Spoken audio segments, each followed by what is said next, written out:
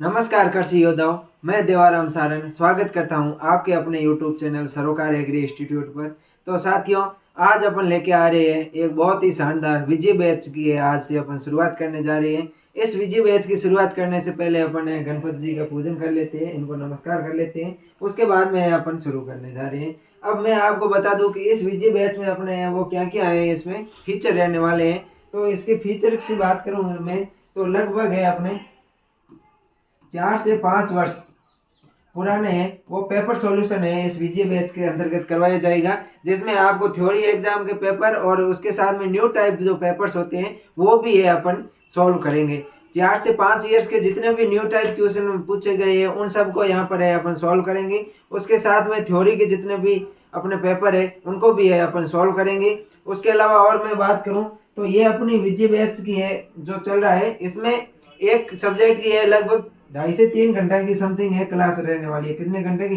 2.5 से 3 घंटे की समथिंग है क्लास रहने वाली है।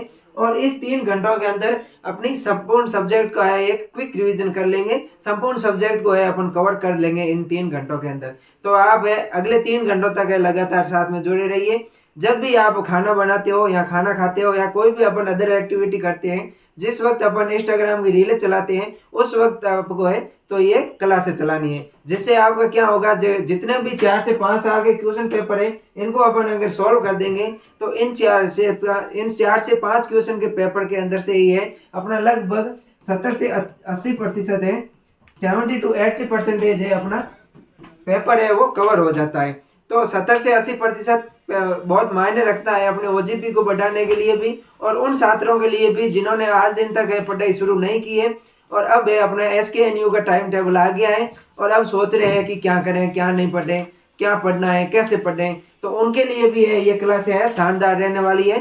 तो है अपन को डेली ये क्लास है जो लेनी है, वीडियो देखनी है। एक क्लास को है लगभग 2 से 3 बार है अपन को देखने की कोशिश करनी है, क्योंकि यही क्वेश्चन है जो अपने एग्जाम पेपर के अंदर है वो छपने वाली है। उसके अलावा अपने सारे दोस्तों के पास में है इस क्लास को अधिक से अधिक शेयर करो। जितने भी 5th सेमेस्टर के स्टूडेंट हैं उनके पास है इस क्लास को अधिक से अधिक शेयर करें। 3rd सेमेस्टर के स्टूडेंट्स के लिए भी है अपन जल्द है क्लास लेके आने वाले हैं। डेली है, अब जब तक एग्जाम नहीं आएंगे तब तक डेली है लगभग 2.5 से 3 घंटे की है सरोकार एग्री इंस्टीट्यूट के यूट्यूब चैनल पर आपको क्लास मिलेगी। प्रत्येक सब्जेक्ट के आपको पेपर सॉल्यूशन है यहाँ पर करवाया जाएगा, जिससे है लगभग 70 से 80% है अपने पेपर के अंदर है वो क्वेश्चन है वो छपने वाले हैं। तो अपन है आज की क्लास को है अपन शुरू कर रहे हैं। आज की क्लास के अंदर अपन पढ़ेंगे तो 311 की है पेपर सॉल्यूशन करेंगे। इसमें अपन पहला पेपर देखेंगे 2022-23। जब भी अपन इंस्टाग्राम पे रील चलाते हैं या कोई भी अदर यूट्यूब पे देखते हैं तो उस वक्त या अपन खाना बनाते हैं उस वक्त भी है इन क्लासों को आप चला सकते हैं और अपनी जो तैयारी है पेपर को नस्ते नाबूद करने के लिए बहुत ही शानदार तरीके से अपन तैयारी कर सकते हैं। तो जुड़ते हैं और आज जगह अपना पहला पेपर देखते हैं अपन 2022-23 का है अपना पहला पेपर सॉल्यूशन है। इसमें जो क्वेश्चन नंबर 3 है इसमें अपने को 5 डेफिनेशन पूछी जाती है। उसमें से पहली डेफिनेशन है कि बायो कंट्रोल या जैविक नियंत्रण क्या होता है।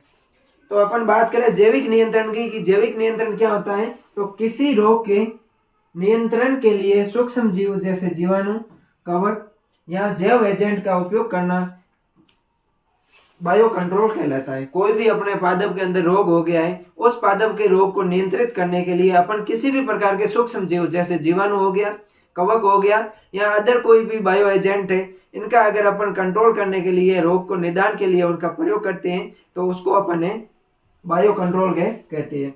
दूसरी अपने परिभाषा है स्पेरोडिकिया, जिसको अपन छुटपुट रोग कहते हैं। क्या कहते हैं? स्पेरोडिकिया छुटपुट। अगर स्टूडेंट में बात करूं स्पोरोडिक या छुटपुट रोग की बात करूं मैं, ये स्पोरोडिक शब्द है, ये ग्रीक भाषा का शब्द है। कौन सी भाषा का शब्द है? ये शब्द है ग्रीक लैंग्वेज का शब्द है स्पोरोडिक। तो स्पोरोडिक या छुटपुट रोग कौन से रोग होते हैं? स्पोरोडिक रोग वे रोग होते हैं जो अनियमित अंतराल पर कभी कभार या यदा कदा प्रकट होते हैं या उत्पन्न होते हैं, छुटपुट रोग कहलाते हैं। ऐसे रोग जो अनियमित स्थानों पर कभी कभार अनियमित अंतराल से है जो प्रकट होते हैं उन रोगों को है अपन छिटपुट रोग कहते हैं।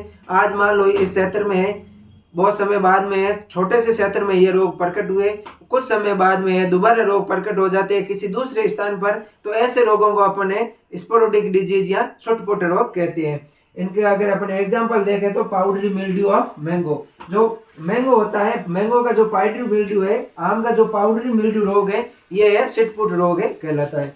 अगला है अपना एपिथोलॉजी या पादप महामारी। क्या है? एपिथोलॉजी या पादप महामारी।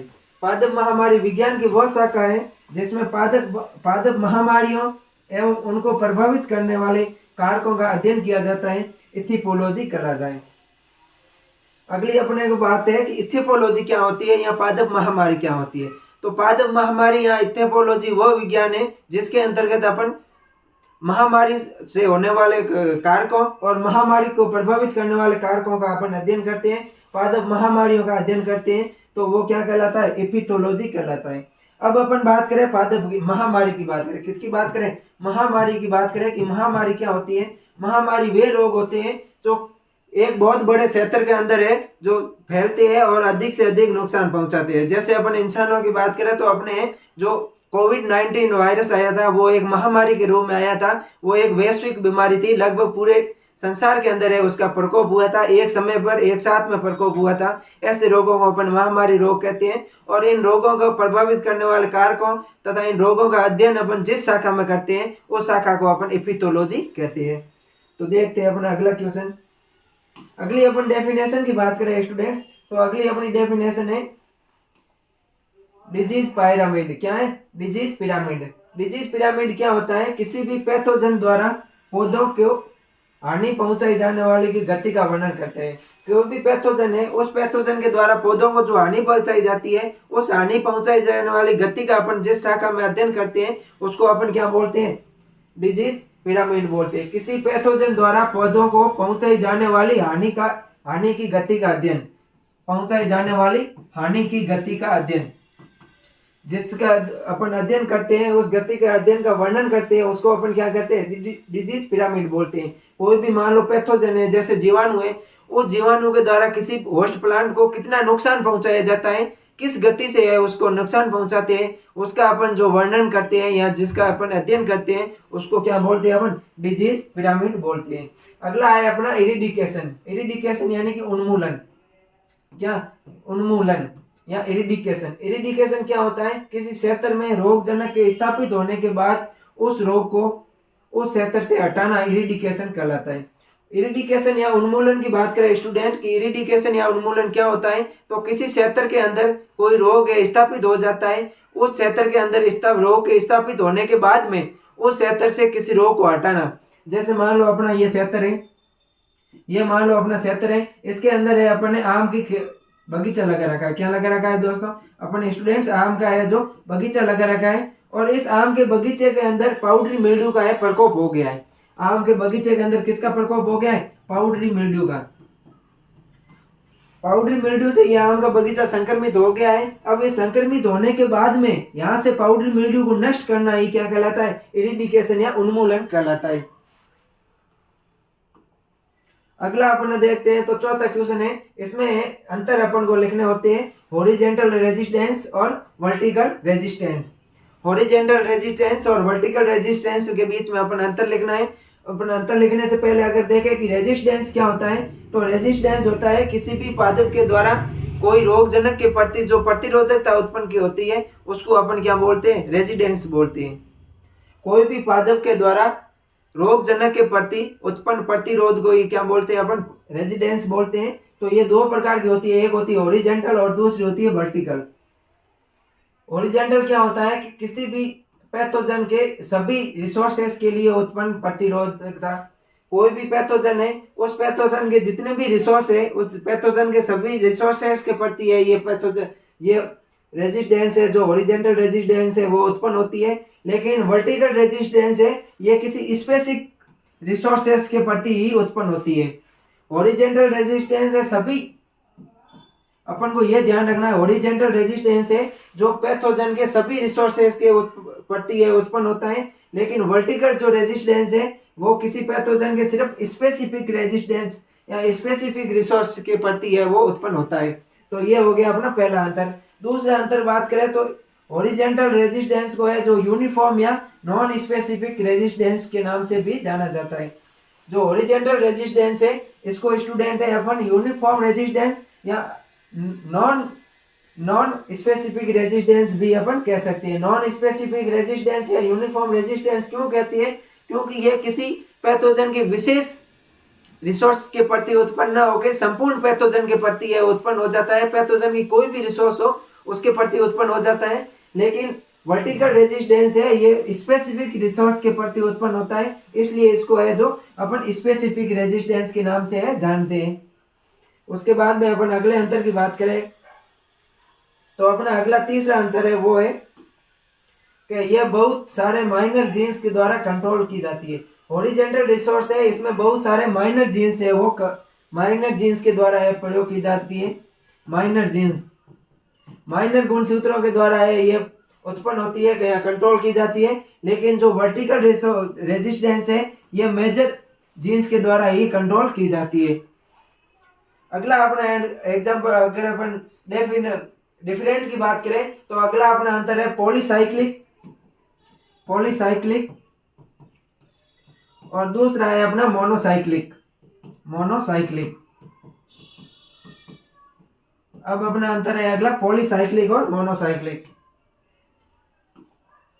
अगर मैं बात करूं कि पॉलीसाइक्लिक क्या होता है और मोनोसाइक्लिक क्या होता है, पॉलीसाइक्लिक की बात करूं मैं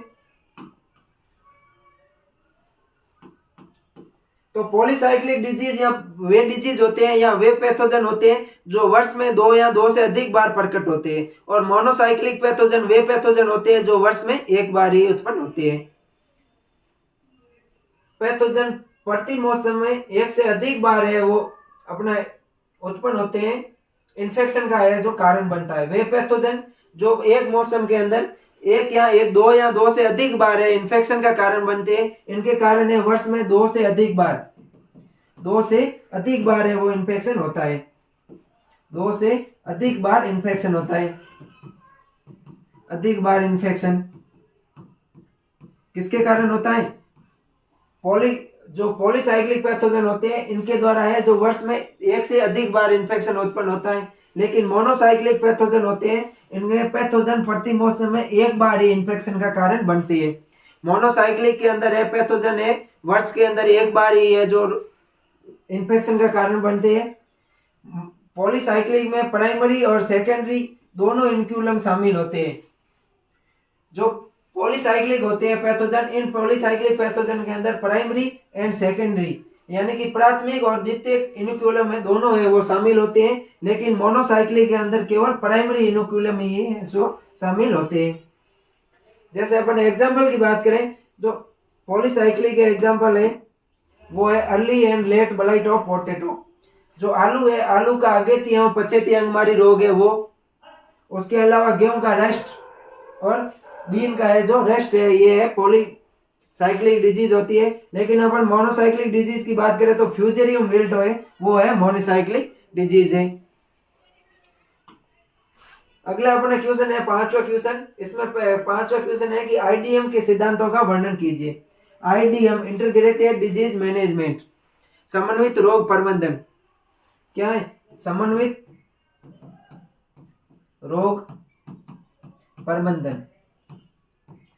समन्वित रोग प्रबंधन या आईडीएम के सिद्धांतों का अपन को वर्णन करना है। अपन को बताना है कि आईडीएम किस प्रकार से है, जो कौन कौन से आईडीएम के सिद्धांत है उनके द्वारा है अपन रोगों का है नियंत्रण कर सकते हैं। समन्वित का मतलब होता है, इंटीग्रेटेड के मतलब की अगर अपन बात करें तो इसका मतलब होता है कि पर्यावरण को कम से कम नुकसान पहुंचाते हुए अपन को है अधिक से अधिक फायदा लेना है।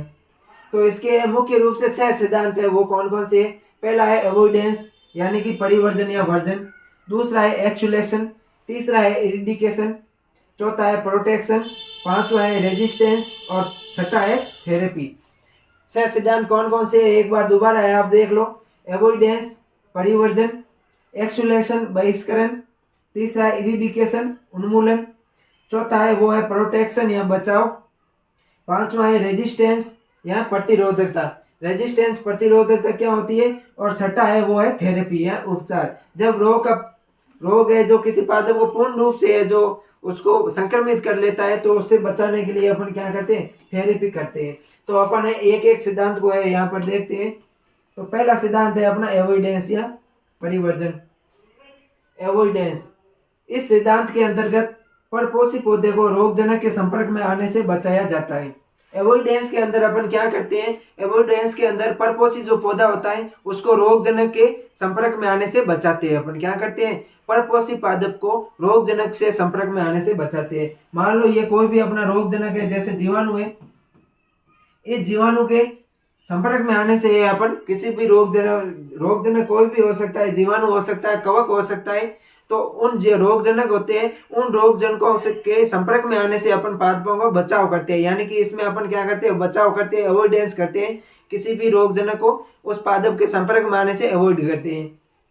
इसके अंतर्गत अपन कौन कौन से उपाय करते हैं उनकी अगर अपन बात करें तो पहला हो गया जियोग्राफिकल एरियाज, ऐसे भौगोलिक क्षेत्र जिसके अंदर कोई विशेष पैथोजन है वो उत्पन्न नहीं हो पाते, उन क्षेत्रों के अंदर अपन फसलों का चयन करेंगे। दूसरा है सिलेक्शन ऑफ फील्ड, यानी कि खेत का चयन। कौन सा, किसका चयन, खेत का चयन। खेत का चयन करेंगे तो अपन ऐसे खेतों का चयन करेंगे जिसके अंदर पहले से कोई भी पैथोजन मौजूद नहीं है, उन खेतों के अंदर अपन अपने फसल उगाने के लिए उनका चयन करेंगे। उसके बाद में सिलेक्शन ऑफ वेराइटी, यानी कि किस्म का चयन, रोग प्रतिरोधी किस्मों का अपन चयन करेंगे। उन किस्मों का चयन करेंगे जो किसी विशेष पैथोजन के प्रति क्या होती है, प्रतिरोधक होती है, उसके अंदर है जो रेजिस्टेंस होती है, उन किस्मों का अपन है वो चयन करेंगे। उसके बाद में अगला है selection of seed planting material, यानी कि अपन जो पौधरोपण पदार्थ काम में लेंगे, सीड प्लांटिंग मटेरियल यानी कि पौधरोपण का अंदर अपन है जो जीवाणु रहित पौधरोपण का चयन करेंगे या जीवाणु प्रतिरोधी पौधरोपण का है अपन प्रयोग करेंगे। उसके अलावा है डीप सोइंग, गहरी जुताई करेंगे। गहरी जुताई से क्या होगा, गर्मियों के अंदर अपन जब गहरी जुताई करेंगे तो गर्मियों में नीचे के जो पैथोजन होंगे वो ऊपर आ जाएंगे और उच्च ताप के कारण है उन पैथोजन की मृत्यु हो जाएगी, जिससे भी ये अपने रोग का एवॉइडेंस होगा, अपने रोग को फैलने से रोकेंगे। उसके बाद में अपन अगला देखें तो रेजिस्टेंस वेराइटी अपनाएंगे, प्रतिरोधी किस्मों का चयन करेंगे। किसका चयन करेंगे, रेजिस्टेंस वेराइटी या प्रतिरोधी किस्मों का अपन चयन करेंगे। उसके बाद में दूसरा आता है एक्सुलेशन। क्या आता है, एक्सुलेशन। एक्सुलेशन सिद्धांत के अंतर्गत किसी भी बाह्य रोग को नए क्षेत्र में प्रवेश करने वो स्थापित होने से रोका जा सकता है। एक्सुलेशन के अंदर अपन क्या करेंगे, किसी भी कोई भी विशेष क्षेत्र है, मान लो ये अपना भारत देश है, इस भारत के अंदर कोई विदेशी रोग को आने से रोकेंगे तो उनको अपन क्या बोलेंगे,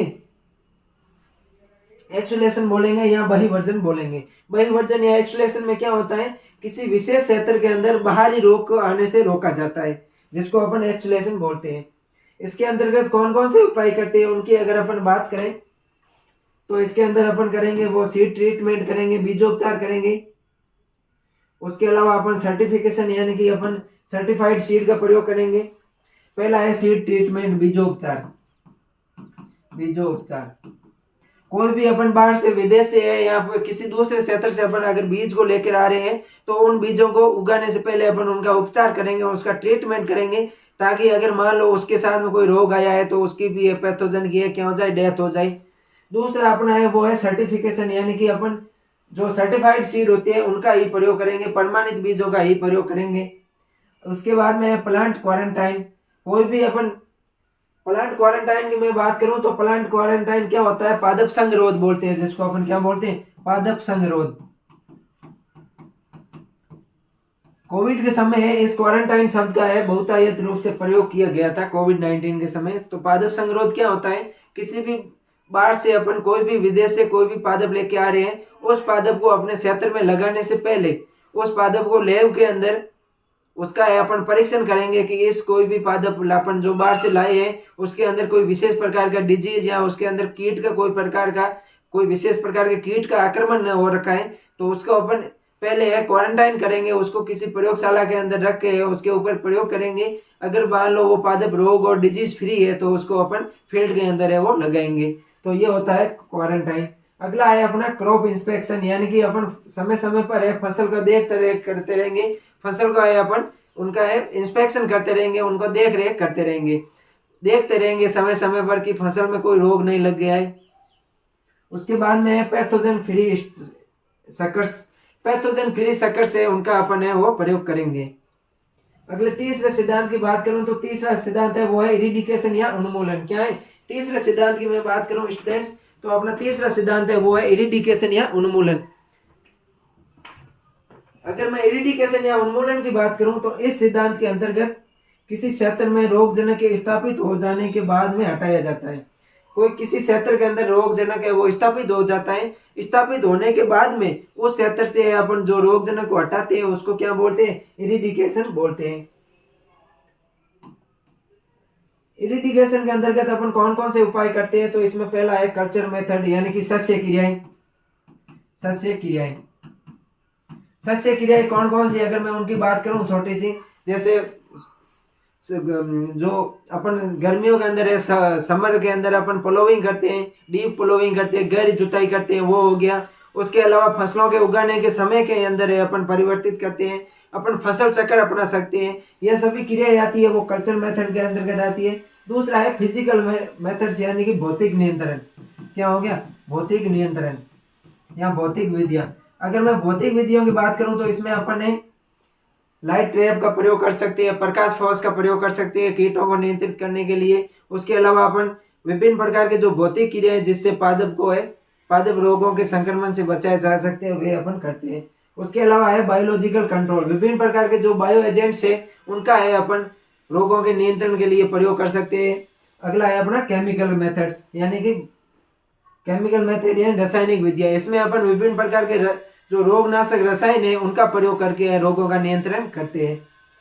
अगला अपना चौथा सिद्धांत की बात करूं तो चौथा है आईडीएम का सिद्धांत है वो है प्रोटेक्शन। क्या है प्रोटेक्शन, यहाँ पर सुरक्षा प्रदान करना। प्रोटेक्शन के अंदर अपन क्या करते हैं, ये इस सिद्धांत के अंतर्गत पौधों को संक्रमित हो या रोगग्रस्त होने से पहले ही बचाने के उपाय करने चाहिए। अगर मान लो कोई भी अपने फसल है उस फसल को संक्रमित होने से पहले अपन जो बचाने के लिए उपाय करते हैं उन उपायों को क्या बोलते हैं, प्रोटेक्शन बोलते हैं। इसके अंतर्गत निम्नलिखित उपाय किए जाते हैं, जैसे सीड ट्रीटमेंट हो गया, इन्वायरमेंटल चेंजेस हो गए। सीड ट्रीटमेंट अपन बीजोपचार, फसलों को उगाने से पहले बीजोपचारित करके अगर अपन उगाएंगे तो बीज के द्वारा होने वाले रोग है वो रोग नहीं हो पाएंगे। उसके अलावा अपन एनवायरमेंट चेंजेस करेंगे तो एनवायरमेंट चेंज के कारण ये पैथोजन नष्ट हो जाएंगे, उनको अनुकूल वातावरण नहीं मिल पाएगा, जिससे भी ये रोग है वो कम होंगे, रोगों का नियंत्रण होगा। उसके बाद में अगला है अपना रेजिस्टेंस। पांचवें में बात करूं तो पांचवा कौन सा है, पांचवा सिद्धांत है अपना रेजिस्टेंस यानी कि प्रतिरोधकता। क्या प्रतिरोधकता, रेजिस्टेंस है ये दो प्रकार की होती है, एक होती है हॉरिजॉन्टल रेजिस्टेंस और दूसरी होती है वो होती है वर्टिकल रेजिस्टेंस। तो अपन इनका अंतर है हॉरिजॉन्टल और वर्टिकल का अंतर अपन पहले पढ़ चुके हैं। पौधों में रोग के संक्रमण व विकास के विरुद्ध प्रतिरोध उत्पन्न करना ही क्या कहलाता है, प्रतिरोधकता या रेजिस्टेंस कहलाता है। हॉरिजॉन्टल रेजिस्टेंस होती है वो सभी पैथोजन के प्रति होती है और वर्टिकल रेजिस्टेंस होती है वो स्पेसिफिक पैथोजन के प्रति है वो कार्य करती है। रेजिस्टेंस में पौधों में अस्थायी प्रतिरोधकता रसायन चिकित्सा व पोषण के द्वारा भी है विकसित की जा सकती है।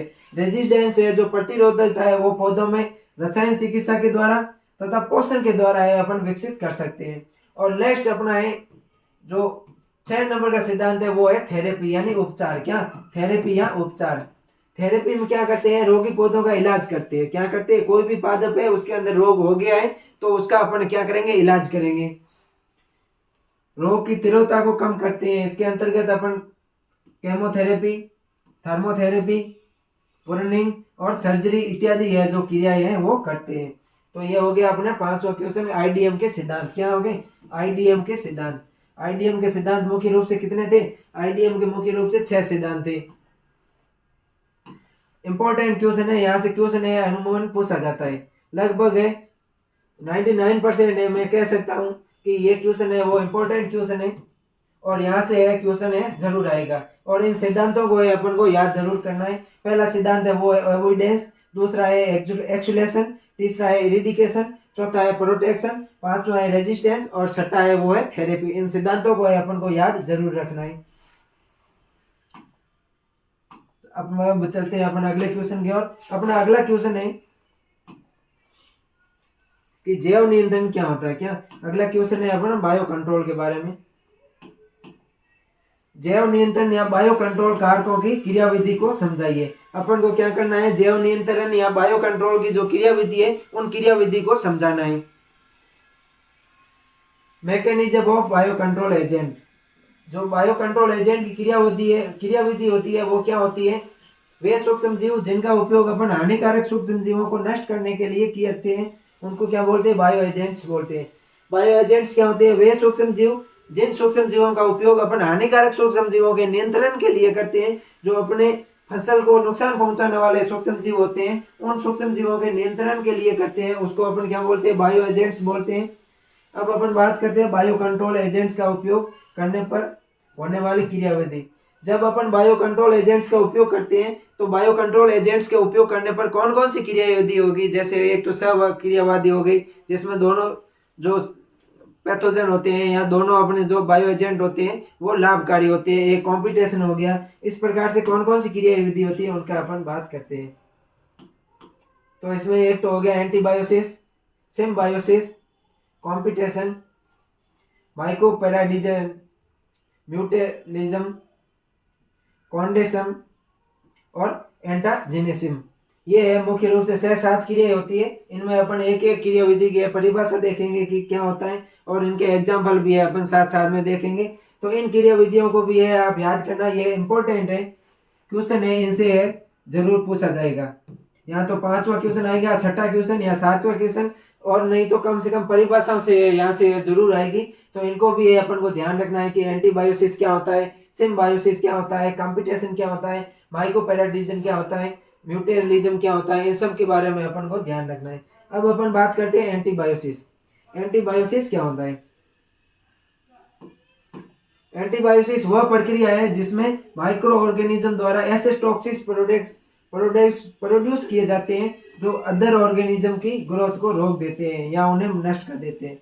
एंटीबायोसिस की बात करें तो क्या होती है, एंटीबायोसिस वह प्रक्रिया होती है जिसमें किसी बायो एजेंट के द्वारा या किसी सूक्ष्म जीव के द्वारा ऐसे रसायन है वो उत्पन्न किए जाते हैं, प्रोड्यूस किए जाते हैं जो दूसरे सूक्ष्म जीवों की ग्रोथ को रोक देता है या उनकी वृद्धि को रोक देता है या दूसरे सूक्ष्म जीवों को नष्ट कर देता है। उसको अपन क्या बोलते हैं, उस क्रिया को अपन एंटीबायोसिस कहते हैं।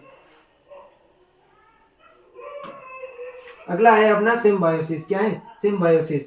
सिम्बायोसिस में क्या होता है कि सिम्बायोसिस में दोनों जो माइक्रो ऑर्गेनिज्म होते हैं वो एक दूसरे को लाभ पहुंचाते हैं।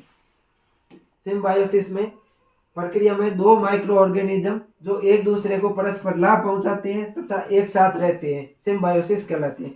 सिम्बायोसिस प्रक्रिया में क्या होता है, दोनों ऑर्गेनिज्म एक दूसरे को लाभ पहुंचाते हैं तथा दोनों है वो एक साथ में रहते हैं, उसको सिम्बायोसिस कहते हैं। जैसे अपन लाइकेन का एग्जाम्पल सुना होगा, माइकोराइजा का एग्जाम्पल सुना होगा, ये है सिम्बायोसिस के एग्जाम्पल। उसके बाद में अगला है कॉम्पिटिशन। कंपटीशन में क्या होता है कि इसमें है दोनों के मध्य है वो कंपटीशन होता है, दोनों के मध्य है वो प्रतिस्पर्धा होती है जिसमें प्रभावी जो बायो ऑर्गेनिज्म होता है वो अप्रभावी बायो ऑर्गेनिज्म से अधिक विकसित होता है। कंपटीशन बायो कंट्रोल एजेंट में बैक्टीरिया एंड फंजीसाइड का उपयोग करते हैं। इनमें दोनों एजेंट्स में न्यूट्रिएंट्स, वाटर और अदर मिनरल्स के लिए कंपटीशन होता है तथा प्रभावी एजेंट अधिक अवशोषण करता है।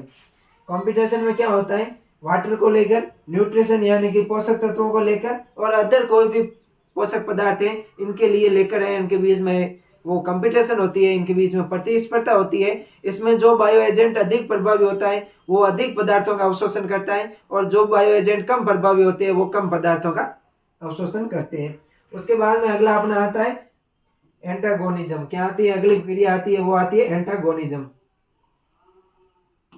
एंटागोनिज्म में एक प्रभावशाली रहता है तथा दूसरा होता है वो कम प्रभावशाली को है वहां से हटाने का विरोध करता रहता है। एंटागोनिज्म की बात करें तो इस प्रक्रिया में दो माइक्रो ऑर्गेनिज्म एक साथ रहते हैं। एंटागोनिज्म में भी दो जो माइक्रो ऑर्गेनिज्म है वो एक साथ में रहते हैं, लेकिन इनमें से एक जो माइक्रो ऑर्गेनिज्म अधिक प्रभावशाली होता है वो दूसरे माइक्रो ऑर्गेनिज्म जो कम प्रभावशाली होता है उनके मध्य क्या करते हैं, उनका विरोध करते हैं तथा उनकी ग्रोथ को रोक देते हैं। एंटागोनिज्म में क्या होते हैं, एंटागोनिज्म में दो बैक्टीरिया होते हैं या दो माइक्रो ऑर्गेनिज्म रहते हैं जिसमें से एक माइक्रो ऑर्गेनिज्म अधिक प्रभावी होता है तथा दूसरा माइक्रो ऑर्गेनिज्म होता है वो कम प्रभावी होता है। तो अधिक माइक्रो जो प्रभावी होता है वो कम प्रभावी की ग्रोथ को रोक देता है। कंपटीशन में है जो दोनों को नुकसान होता था, क्या होता था, कंपटीशन में दोनों को नुकसान होता था, लेकिन एंटागोनिज्म में एक को लाभ होगा और दूसरे को वहां पर है उसकी जनसंख्या कम होगी तो उसका नुकसान होगा। उसके बाद में अगला है माइक्रो पैराडिज्म। क्या है, माइक्रो पैराडिज्म। इस क्रिया में एक कवक दूसरे कवक पर परजीवी के रूप में रहती है। माइक्रो पैराडिज्म में क्या होता है, एक कवक होता है वो दूसरे कवक पर परजीवी के रूप में रहती है और जब तक जीवित रहती है, जब तक परजीवी से वो पोषण प्राप्त करता रहता है। माइक्रो पैराडिज्म में क्या होता है, एक कवक होता है वो दूसरे कवक पर है वो परजीवी के रूप में रहता है और वो जब तक जीवित रहेगा तब तक है वो उस कवक से, उस परजीवी से है वो पोषण प्राप्त करता रहेगा। तो ये होती है माइक्रो पैराडिज्म। उसके बाद में अपन और बात करें अगले क्वेश्चन की। अगला है अपनी प्रक्रिया है वो है म्यूटेलिज्म। क्या है, म्यूटेलिज्म। म्यूटलिज्म में क्या होते हैं, दोनों जीव है वो एक दूसरे के साथ में रहते हैं और दोनों है एक दूसरे को क्या करते हैं, लाभ पहुंचाते हैं। इसमें है म्यूटलिज्म में दोनों को है वो लाभ होता है। क्या होता है, म्यूटलिज्म में एक दोनों दो माइक्रो ऑर्गेनिज्म प्रजातियां साथ में रहती है तथा दोनों है वो एक दूसरे को लाभ पहुंचाती है। इस प्रक्रिया में दो माइक्रो ऑर्गेनिज्म जो एक साथ में रहते हैं एक दूसरे को परस्पर क्या करते हैं, लाभ पहुंचाते हैं।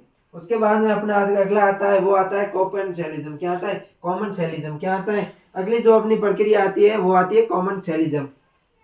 कॉमन सेलिज्म में दो या दो से अधिक है वो माइक्रो ऑर्गेनिज्म रहते हैं। कॉमन सेलिज्म में भी है दो या दो से अधिक प्रजातियां एक साथ में रहती है जिसमें एक प्रजाति को लाभ होता है और दूसरी प्रजाति को न तो लाभ होता है न ही हानि होती है। इसमें जो कॉमन सेलिज्म में बनेगा वो +0 बनेगा। क्या बनेगा, +0। एक प्रजाति को लाभ होता है, दूसरी प्रजाति को न तो लाभ होता है न ही हानि होती है। कॉमन सेलिज्म में दो या दो से अधिक माइक्रो ऑर्गेनिज्म साथ में रहते हैं, परंतु इसमें एक माइक्रो ऑर्गेनिज्म को लाभ होता है तथा दूसरे माइक्रो ऑर्गेनिज्म को न तो लाभ होता है न ही हानि होती है। तो ये होते हैं अपने कॉमन सेलिज्म। ये अपने हो गए थे प्रमुख क्रियावादी। बायो एजेंट्स किस प्रकार से क्रियाएं करते हैं, बायो एजेंट्स की क्रियाएं हो गई। तो ये जो 6-7 बायो एजेंट्स की क्रियाएं मैंने बताई है, इन क्रियाओं को आप याद कर लेना। ये भी एक अमूमन एक क्वेश्चन में पूछा जाता है। उसके बाद में मैं बात करूं अगले क्वेश्चन की, तो अपना अगला क्वेश्चन है वो है आरडीएम्स के रासायनिक अवयवों का विस्तार से वर्णन करना है। अपन को इसमें इंटीग्रेटेड डिजीज मैनेजमेंट के केमिकल कंट्रोल के बारे में बताना है, रासायनिक अवयवों के बारे में बताना है। Chemical components of IDM. IDM के कौन कौन से रासायनिक संगठन है, इन रासायनिक संगठनों के बारे में अपन को इस क्वेश्चन के अंदर है वो बताना है। पहला अपना आता है फंजीसाइड। कौन सा आता है, फंजीसाइड। फंजीसाइड क्या होता है, फंजीसाइड ऐसे रसायन होते हैं जो कवकों की क्रियाविधि को रोकते हैं। जो हानिकारक कवक होते हैं उन हानिकारक कवकों या जो कवक होते हैं उनकी क्रियाविधि को रोकते हैं। या कवकों के मारने के लिए जिन रसायनों का अपन प्रयोग करते हैं उनको क्या बोलते हैं, फंजीसाइड कहते हैं।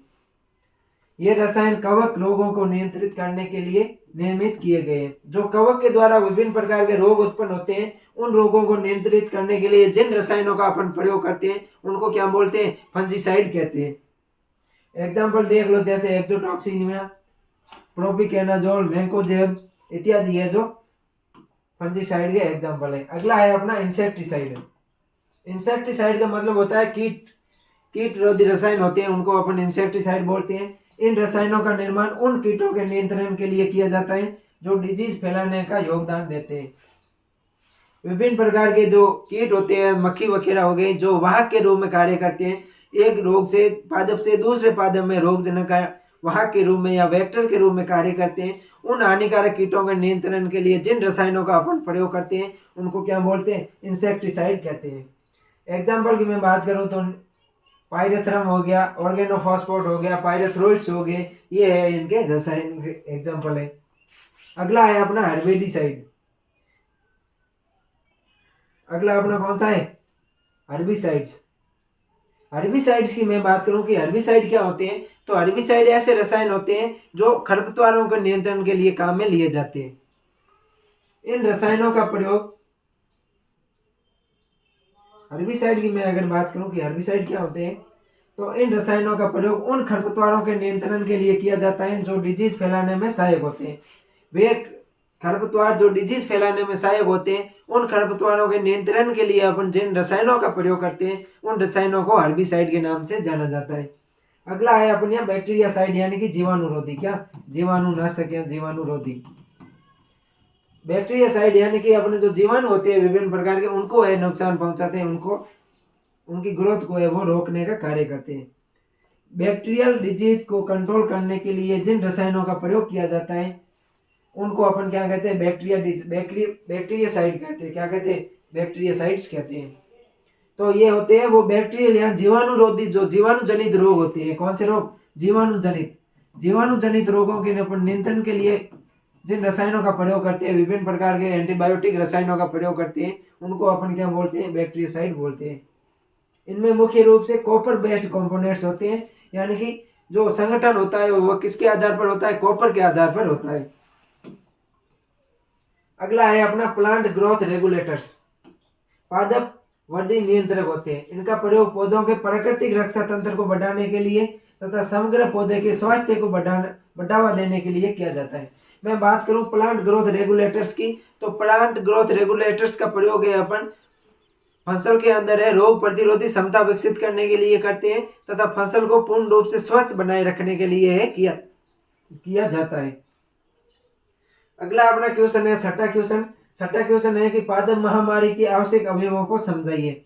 पादप महामारी के लिए आवश्यक मुख्य रूप से कौन कौन से अवयव है, इनके बारे में अपन को समझाना है। उससे पहला अपना क्वेश्चन था जो कि पादपों के अंदर रोग का किस प्रकार से वो होते हैं, उनका अपन को अध्ययन करना था। विभिन्न प्रकार के जो केमिकल कंपोनेंट्स होते हैं उनका आईडीएम में किस प्रकार से उपयोग करते हैं वो थे। इनमें अपन ने फंजीसाइड पढ़ा, बैक्टीरियोसाइड पढ़ा, हर्बिसाइड के बारे में जाना और अन्य रसायन जो पादपों के रोगों को नियंत्रित करने में काम में लेते हैं उनके बारे में अपन ने पढ़ा था। अब अगला अपना क्वेश्चन है वो है कि पादप महामारी के लिए आवश्यक अवयव कौन कौन से हैं, उन अवयवों के बारे में समझाना है। तो पहला है पैथोजन की मैं बात करूं, पैथोजन क्या होता है? पैथोजन वे कारक होते हैं, ये बायोटिक और एबायोटिक दोनों प्रकार के हो सकते हैं। वे जीवित या अजीवीय कारक जिसके द्वारा पादप की क्रियात्मक और शारीरिक दोनों है जो क्रिया प्रभावित होती है उनको अपन क्या बोलते हैं? पैथोजन बोलते हैं। जो पादपों के अंदर रोग को उत्पन्न करते हैं, जिनके कारण पादपों के अंदर रोग उत्पन्न होता है, उनको अपन क्या बोलते हैं? पैथोजन के नाम से जानते हैं। कोई भी जैविक या अजैविक कारक जिसके कारण पौधों की संरचनात्मक और क्रियात्मक विकार उत्पन्न होते हैं। पौधों के अंदर संरचनात्मक या क्रियात्मक विकार उत्पन्न करने वाले जो कारक होते हैं या जो पैथोजन होते हैं, जो उनको अपन क्या बोलते हैं? पैथोजन बोलते हैं। जिसके कारण पौधों के शारीरिक, संरचनात्मक और क्रियात्मक रूप से विकार उत्पन्न होता है, उनके अंदर है जो रोग उत्पन्न होता है, उन रोग उत्पन्न करने वाले कारकों को अपन पैथोजन बोलते हैं। पैथोजन दो प्रकार के होते हैं, एक होता है बायोटिक पैथोजन और दूसरे होते हैं एबायोटिक पैथोजन। जो विभिन्न प्रकार के सूक्ष्म जीवों के द्वारा उत्पन्न होते हैं उनको बायोटिक कहते हैं, जिसके अंतर्गत जीवाणु, कवक, सूक्ष्म जीव, निमेटोड और वायरस वगैरह है जो होते हैं। और एबायोटिक होते हैं वो पर्यावरणीय परिस्थितियों के कारण या पोषक तत्वों की कमी के कारण है वो उत्पन्न होती है। ये हो गए जैसे कवक हो गया, जीवाणु हो गए, विषाणु हो गए, ये होते हैं वो पैथोजन के रूप में कार्य करते हैं। अगला है अपना होस्ट प्लांट। क्या है होस्ट प्लांट? होस्ट प्लांट क्या होता है? वो पौधा जिस पर है जो परजीवी आकर आक्रमण करते हैं, परजीवी रहते हैं, उन पादपों को अपन क्या बोलते हैं? होस्ट प्लांट कहते हैं। वह पौधा जिस पर परजीवी द्वारा आक्रमण करके पोषण व आश्रय प्राप्त करता है। वे पादप जिनके पादपों से है कोई भी परजीवी जीव है वो वहां पर आकर रहता है, उससे आश्रय प्राप्त करता है, उनसे पोषक तत्व प्राप्त करता है, उन पादपों को अपन क्या बोलते हैं? होस्ट प्लांट के नाम से जानते हैं।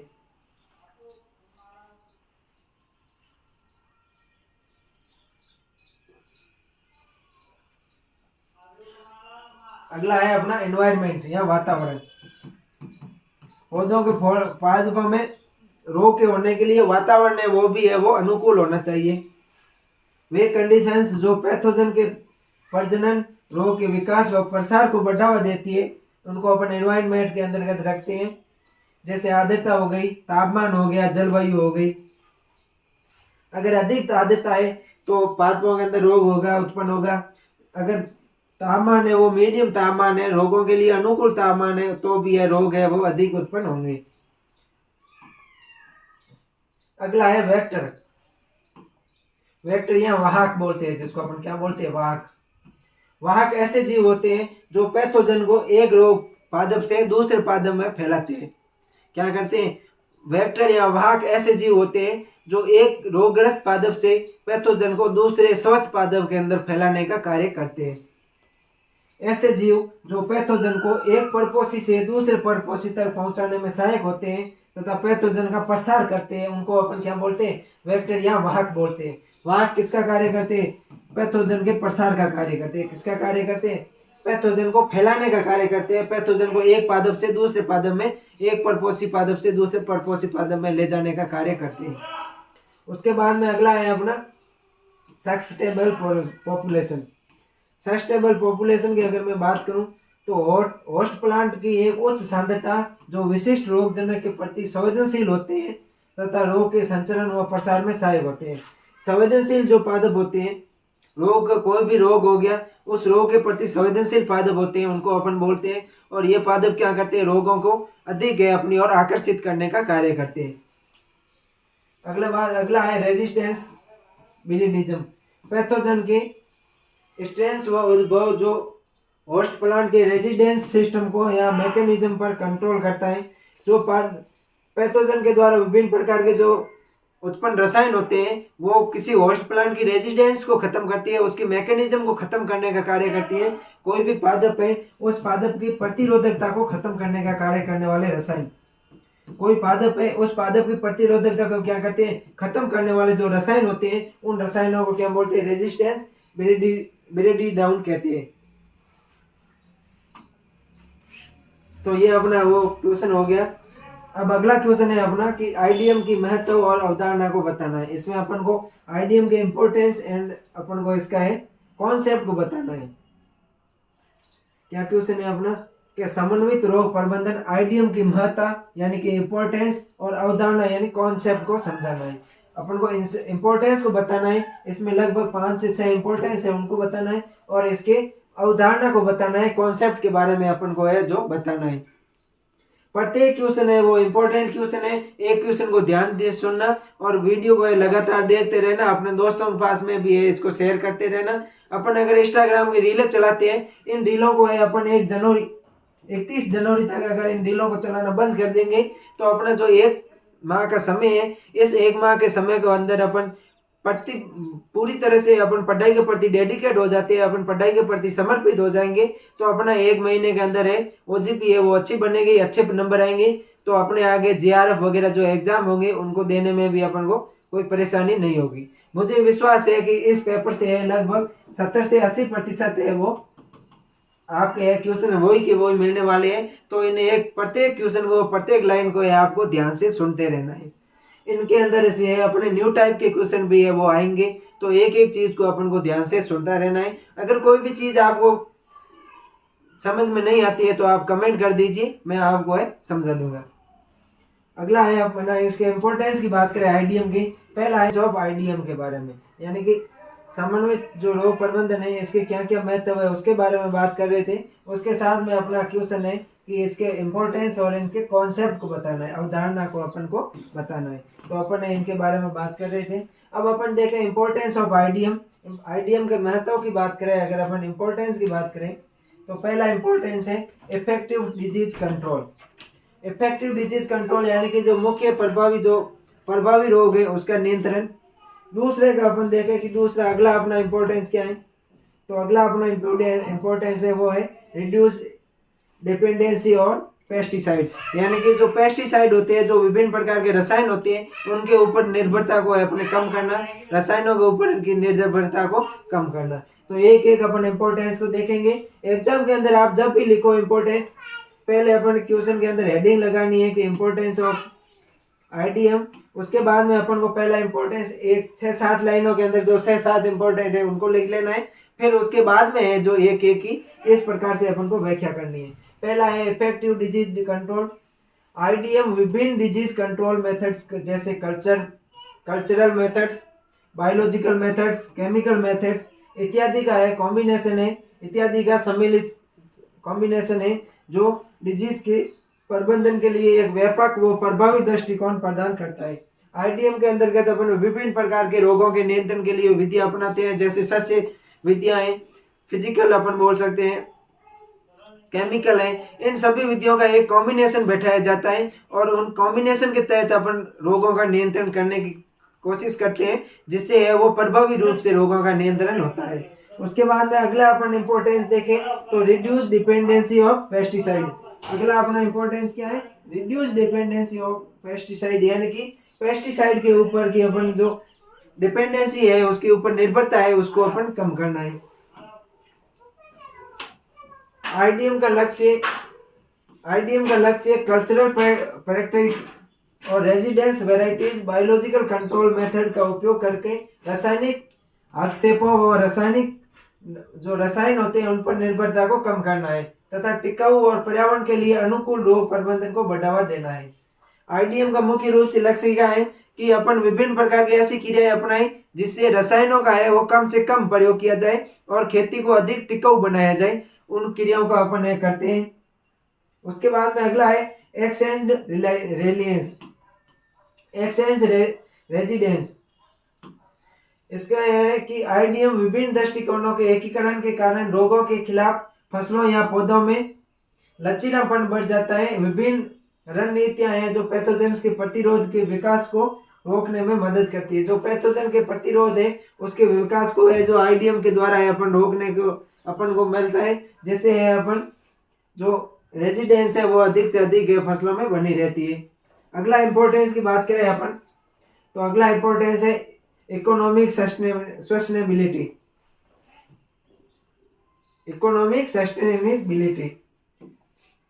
आईडीएम संसाधनों के उपयोग को अनुकूलित करने, अत्यधिक कीटनाशकों के उपयोग की आवश्यकता को कम करके नुकसान को न्यूनतम करता है।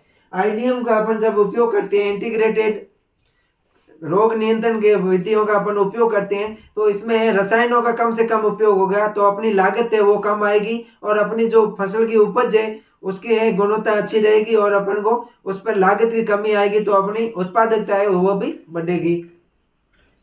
अगला है एनवायरमेंटल प्रोटेक्शन। जो वातावरण है वो वातावरण सुरक्षित रहता है। रसायनों का कम प्रयोग करेंगे जिससे अपना वातावरण सुरक्षित रहेगा। हानिकारक रसायन के अनुप्रयोग को कम करके आईडीएम पर्यावरण संरक्षण, जैव विविधता संरक्षण और पारिस्थितिकी तंत्र की सुरक्षा को बढ़ावा देता है। अगर अपन रोगों के नियंत्रण के लिए रसायनों का कम से कम प्रयोग करेंगे, उसका फिजिकल रूप से या कल्चरल रूप से अपन रोग नियंत्रण करेंगे और केमिकल का प्रयोग कम से कम करेंगे तो अपना पर्यावरण है वो सुरक्षित रहेगा और अपनी जैव विविधता है वो संरक्षित रहेगी। तो ये भी एक कहीं ना कहीं आईडीएम का फायदा है। उसके बाद में अगला है होलिस्टिक अप्रोच। आईडीएम पौधों के स्वास्थ्य, पर्यावरणीय कारकों और जीवों सहित पूरे पारिस्थितिकी तंत्र पर विचार करता है। आईडीएम क्या करता है? पौधों के स्वास्थ्य को भी देखेगा, पर्यावरण के कारकों को भी देखेगा और जीवों के सहित पूरे पारिस्थितिकी तंत्र है उस सब को साथ में लेकर चलने का कार्य करता है, जिससे अपन को होलिस्टिक अप्रोच भी ज्यादा मिलती है। समग्र दृष्टिकोण अधिक संतुलित और टिकाऊ रोग प्रबंधन की ओर ले जाता है। ये मुख्य रूप से अपने आईडीएम के 6 इंपोर्टेंस थे। इन 6 इंपोर्टेंस को आपको दोबारा मैं आपको बता देता हूँ। इसमें इंपोर्टेंस की बात करें तो एक इंपोर्टेंस है एनवायरमेंटल प्रोटेक्शन, होलिस्टिक अप्रोच और है इकोनॉमिक सस्टेनेबिलिटी,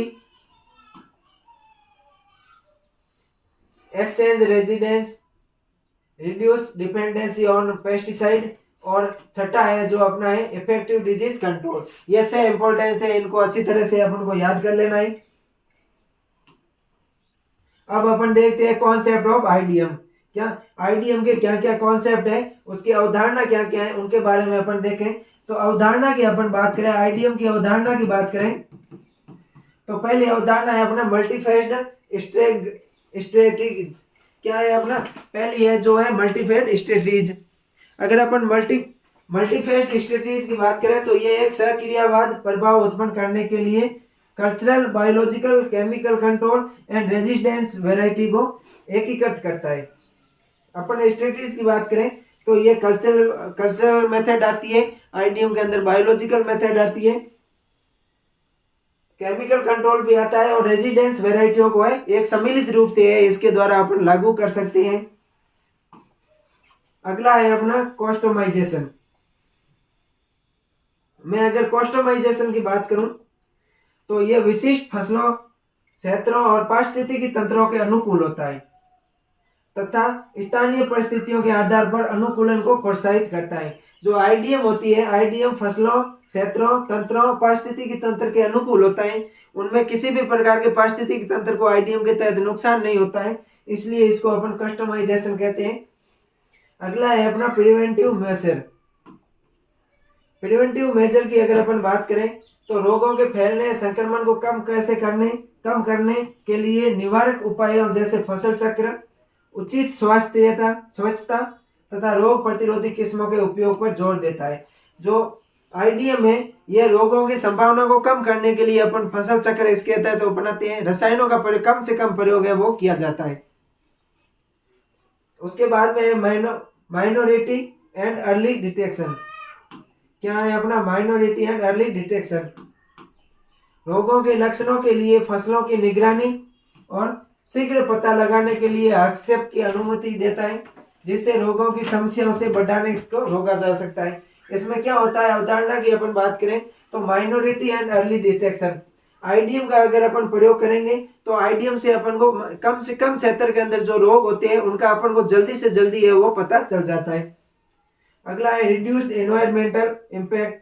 जो एनवायरमेंटल इम्पैक्ट होता है, जो वातावरणीय जो प्रभाव होता है वो आईडीएम के तहत है वो कम से कम है वो नुकसानदायक होता है, और आईडीएम से वातावरण को कम से कम है वो नुकसान होता है। रासायनिक उत्पादों के उपयोग को कम करके आईडीएम का लक्ष्य पर्यावरणीय प्रभाव को कम करना होता है। रासायनिक जो उत्पाद होते हैं इनका उपयोग अपन कम करेंगे तो अपना पर्यावरण है वो स्वच्छ रहेगा और अपने जो पारिस्थितिकी तंत्र है वो अनुकूल रहेगा। अगला है कोलैबोरेशन एंड एजुकेशन, यानी सूचना और शिक्षा। आईडीएम को लागू करने के व बनाए रखने के लिए महत्वपूर्ण भूमिका निभाते हैं। सूचना और शिक्षा आईडीएम को लागू करने के लिए एक बहुत ही इंपॉर्टेंट भूमिका निभाते हैं। अब अगला है क्लासिफिकेशन ऑन केमिकल कंपोनेंट्स। अपन अगले क्वेश्चन की बात करें तो इसमें अपन को केमिकल कंपोनेंट्स यानी कि रासायनिक संगठन के आधार पर फंजीसाइड का वर्गीकरण देना है। जो फंजीसाइड होते हैं कवकनाशी होते हैं। कौन से? कवकनाशी। इन कवकनाशियों का अपन को है केमिकल कंपोनेंट्स रासायनिक संगठन के आधार पर इनका वर्गीकरण करना है। इनकी मैं बात करूं कोफंजीसाइड, इसमें मुख्य रूप से कॉपर सल्फेट व चूना मिलाया जाता है। पहला अगर अपन वर्गीकरण की बात करें, केमिकल कंपोनेंट्स और फंजीसाइड की बात करें, रासायनिक संगठन के आधार पर अपन कवकनाशियों का वर्गीकरण देखें तो इसमें पहला कवकनाशी अपना आता है वो आता है कोफंजीसाइड। कोफंजीसाइड में मुख्य रूप से कॉपर सल्फेट और चूना है वो मिलाया जाता है। कोफंजीसाइड में किसको मिलाते हैं? कोफंजीसाइड में मुख्य रूप से कॉपर सल्फेट और चूना को मिलाया जाता है। जैसे बोल्डेक्स मिक्सर इसका एग्जाम्पल हो गया, बोल्डेक्स पेस्ट हो गया, कॉपर ऑक्सीक्लोराइड हो गया। इन एग्जाम्पलों को ध्यान रखना। बोल्डेक्स मिक्सर न्यू टाइप में क्वेश्चन आ सकता है कि बोल्डेक्स मिक्सर निम्न में से किसका उदाहरण है, तो कोफंजीसाइड का वो उदाहरण है। कोफंजीसाइड में क्या होता है? सल्फर और चूना होता है। कॉपर सल्फेट और चूना होता है। क्या होता है? कॉपर सल्फेट और चूना होता है, वो कोफंजीसाइड में होता है। जो कोफंजीसाइड होते हैं, कोफंजीसाइड डाउनी मिल्ड्यू और लाइट कंट्रोल को नियंत्रण करने हेतु प्रयोग में लाए जाते हैं। उसके बाद में अगला अपना आता है वो आता है सल्फर कवकनाशी। सल्फर कवकनाशियों में सल्फर का उपयोग किया जाता है। किसका उपयोग करते हैं? सल्फर कवकनाशी होते हैं। सल्फर कवकनाशी के अंदर मुख्य रूप से अपन सल्फर का उपयोग करते हैं। इसमें जिनेम डाइथेन, मैकोजेब डाइथेन, जिनेम डाइथेन 278 और मैकोजेब यानी कि M45 थाइरम, ये मुख्य रूप से जो सल्फर है वो कवकनाशी होते हैं। इनमें मुख्य रूप से सल्फर रसायन होता है। ये कवकनाशी पाउडर मिल्ड्यू, सीड ट्रीटमेंट तथा लीफ स्प्रोट के कंट्रोल के उपयोग में किए जाते हैं। अगला है वो है मर्करी फंजीसाइड। मर्करी फंजीसाइड में मुख्य रूप से मर्करी कंपोनेंट्स का प्रयोग किया जाता है। Hg का प्रयोग करते हैं। किसका प्रयोग करते हैं? Hg पारा, या जिसको अपन बोलते हैं मरकरी, इनका है मुख्य रूप से प्रयोग है वो किया जाता है। जैसे एग्रोसन हो गया, एग्लोस हो गया, मरक्रिक क्लोराइड हो गए, ये जो रसायन होते हैं फंजीसाइड होते हैं, इनके अंदर क्या होता है? मरकरी है, वो मुख्य रूप से प्रयोग में लिया जाता है। मरकरी के संगठन होते हैं। अगला अपना क्वेश्चन है वो है गेहूं तथा कपास फसल के आईडीएम का विस्तार से वर्णन करो। इसमें अपन को गेहूं और कपास की फसल के आईडीएम के बारे में अपन को विस्तार से वर्णन करना है। तो इसमें अगर मैं गेहूं की बात करूं,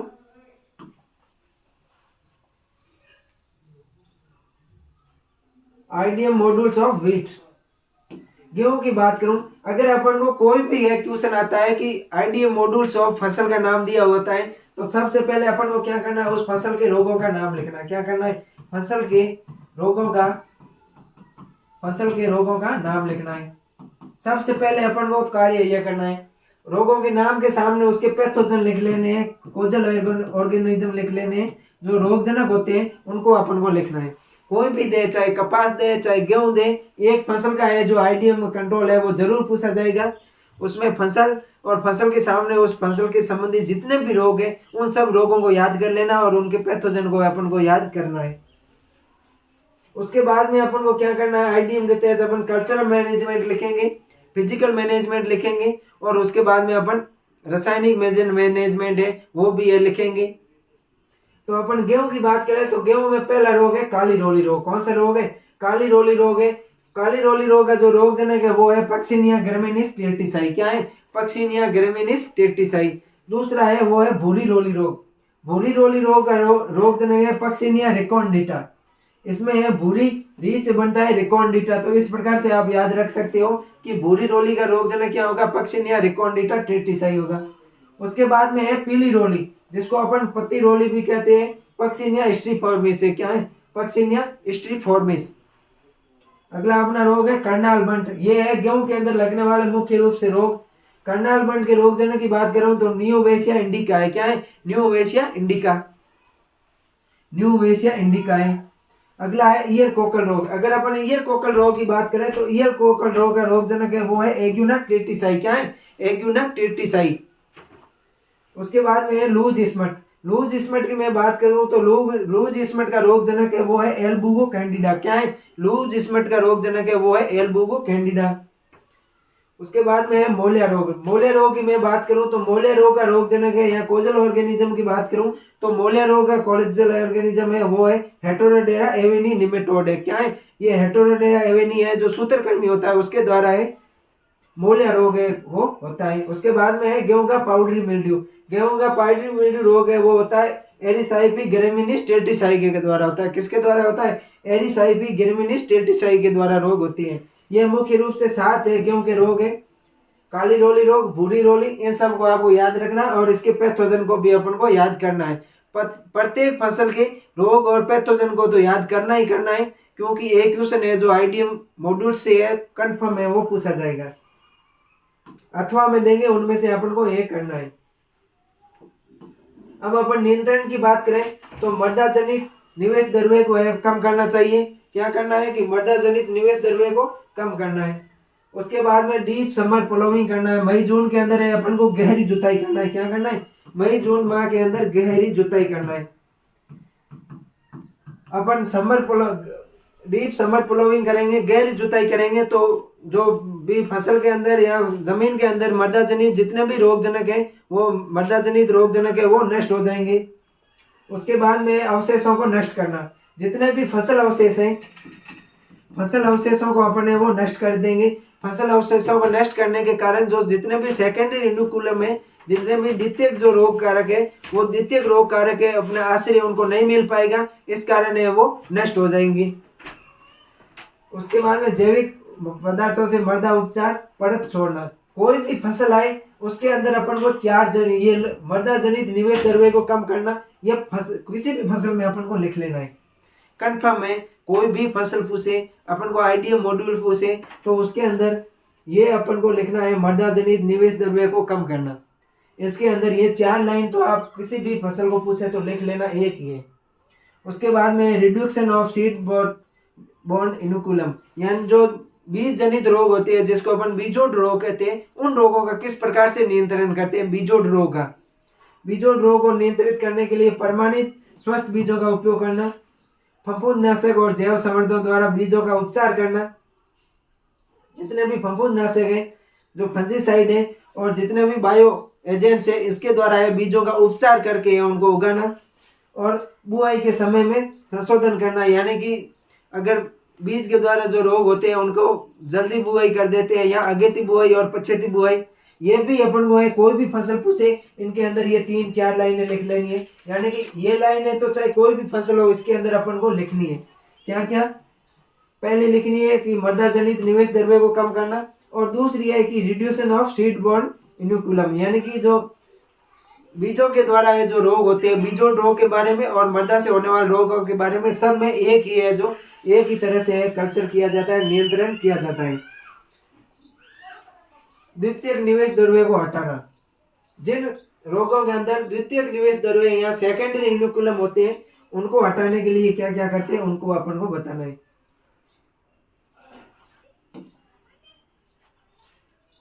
खेत में वीडलेस करके द्वितीयक संक्रमण को रोक सकते हैं। खेत को अगर अपन वीडलेस करेंगे, खेत के सारे खरपतवारों को अगर अपन हटा देंगे, तो जो सेकेंडरी इनुकुलम है, जो द्वितीयक रोगवाहक है, द्वितीयक संक्रमणकारी है, उन द्वितीयक संक्रमणकारियों को आवास नहीं मिल पाएगा, इसके कारण वो भी नष्ट हो जाएंगे। रोगग्रस्त पौधों को उखाड़ कर नष्ट कर देना चाहिए। मुख्य फसल जैसे गेहूं की मुख्य फसल है, उसके साथ में गेहूं के जो इतने भी पैथोजन होते हैं उनका अपर्पोषी फसल जैसे मक्का, सरसों, गेहूं के साथ में वो फसल चक्र को है अपनाना चाहिए। गेहूं के अंदर जो मुख्य फसल है उसके साथ में अपर्पोषी फसल के साथ में अपन को फसल चक्र अपनाना चाहिए। उसके बाद में है प्रतिरोधकता। गेहूं के अंदर प्रतिरोधकता उत्पन्न करनी है। वे जैव पदार्थ या जीव जो रोगजनक द्वारा फैलाए गए रोग का प्रतिरोध करते हैं तथा रोग को फैलने से अपने आप को बचाए रखते हैं, प्रतिरोधकता कहलाती है। प्रतिरोधकता की बात करूं मैं कि प्रतिरोधकता क्या होती है, तो प्रतिरोधकता वे जीव या जो वे पदार्थ होते हैं जो रोगजनक के द्वारा रोग को फैलाया जाता है उसको फैलने से रोकने में सहायक होते हैं, उनको अपन क्या बोलते हैं, प्रतिरोधकता बोलते हैं। जैसे गेहूं की कंडवा रोधी किस्में NP4, NP710, ये है गेहूं की कंडवा रोग रोधी प्रतिरोधी किस्में है। कंडवा की जो रोग होता है उसकी प्रतिरोधी किस्में NP4, NP710। आगे अपन देखें आईडीएम ऑफ कॉटन। गेहूं का अपना जो आईडीएम था वो तो हो गया। गेहूं के अंदर रोगों को अपन किस प्रकार से इंटीग्रेटेड डिजीज मैनेजमेंट करते हैं उनके बारे में अपन ने पढ़ा। अब अपन देखते हैं आईडीएम ऑफ कॉटन, यानी कि कपास में के अंदर किस प्रकार से रोगों का नियंत्रण करते हैं। कपास की मैं अगर बात करूं, कॉटन की बात करूं स्टूडेंट्स, कपास की बात करूं तो कपास मालवेसी कुल का पौधा है। कौन से कुल का पौधा है? कपास है वो मालवेसी कुल के, मालवेसी फैमिली से संबंधित पौधा है। तो इसके अंदर जो मुख्य रूप से रोग लगते हैं वो है एंगुलर लीफ स्पॉट, जिसका रोगजनक है Xanthomonas campestris. Angular leaf spot का रोगजनक या पैथोजन क्या है? Xanthomonas campestris. अगला है ब्लैक आर्म या ब्लैक ब्लाइट। ब्लैक आर्म या ब्लैक ब्लाइट रोग होता है वो मालवे सीरम के कारण होता है। किसके कारण होता है? मालवे सीरम के कारण होता है। अगला है leaf curl of cotton. Cotton का लीफ कर्ल, कॉटन का लीफ कर्ल है वो किसके कारण होता है? वायरस के कारण होता है। किसी के अंदर भी लीफ कर्ल है तो वो किससे होगा? वायरस के कारण है वो उत्पन्न होता है। उसके बाद में मैं बात करूं, अगला रोग है अपना फ्यूजेरियम विल्ट। कौन सा रोग है? Fusarium wilt. यह भी है फ्यूजेरियम ऑक्सीस्पोरम वायरस से होता है। फ्यूजेरियम ऑक्सीस्पोरम कवक से होता है। किससे होता है? फ्यूजेरियम ऑक्सीस्पोरम कवक के कारण होता है।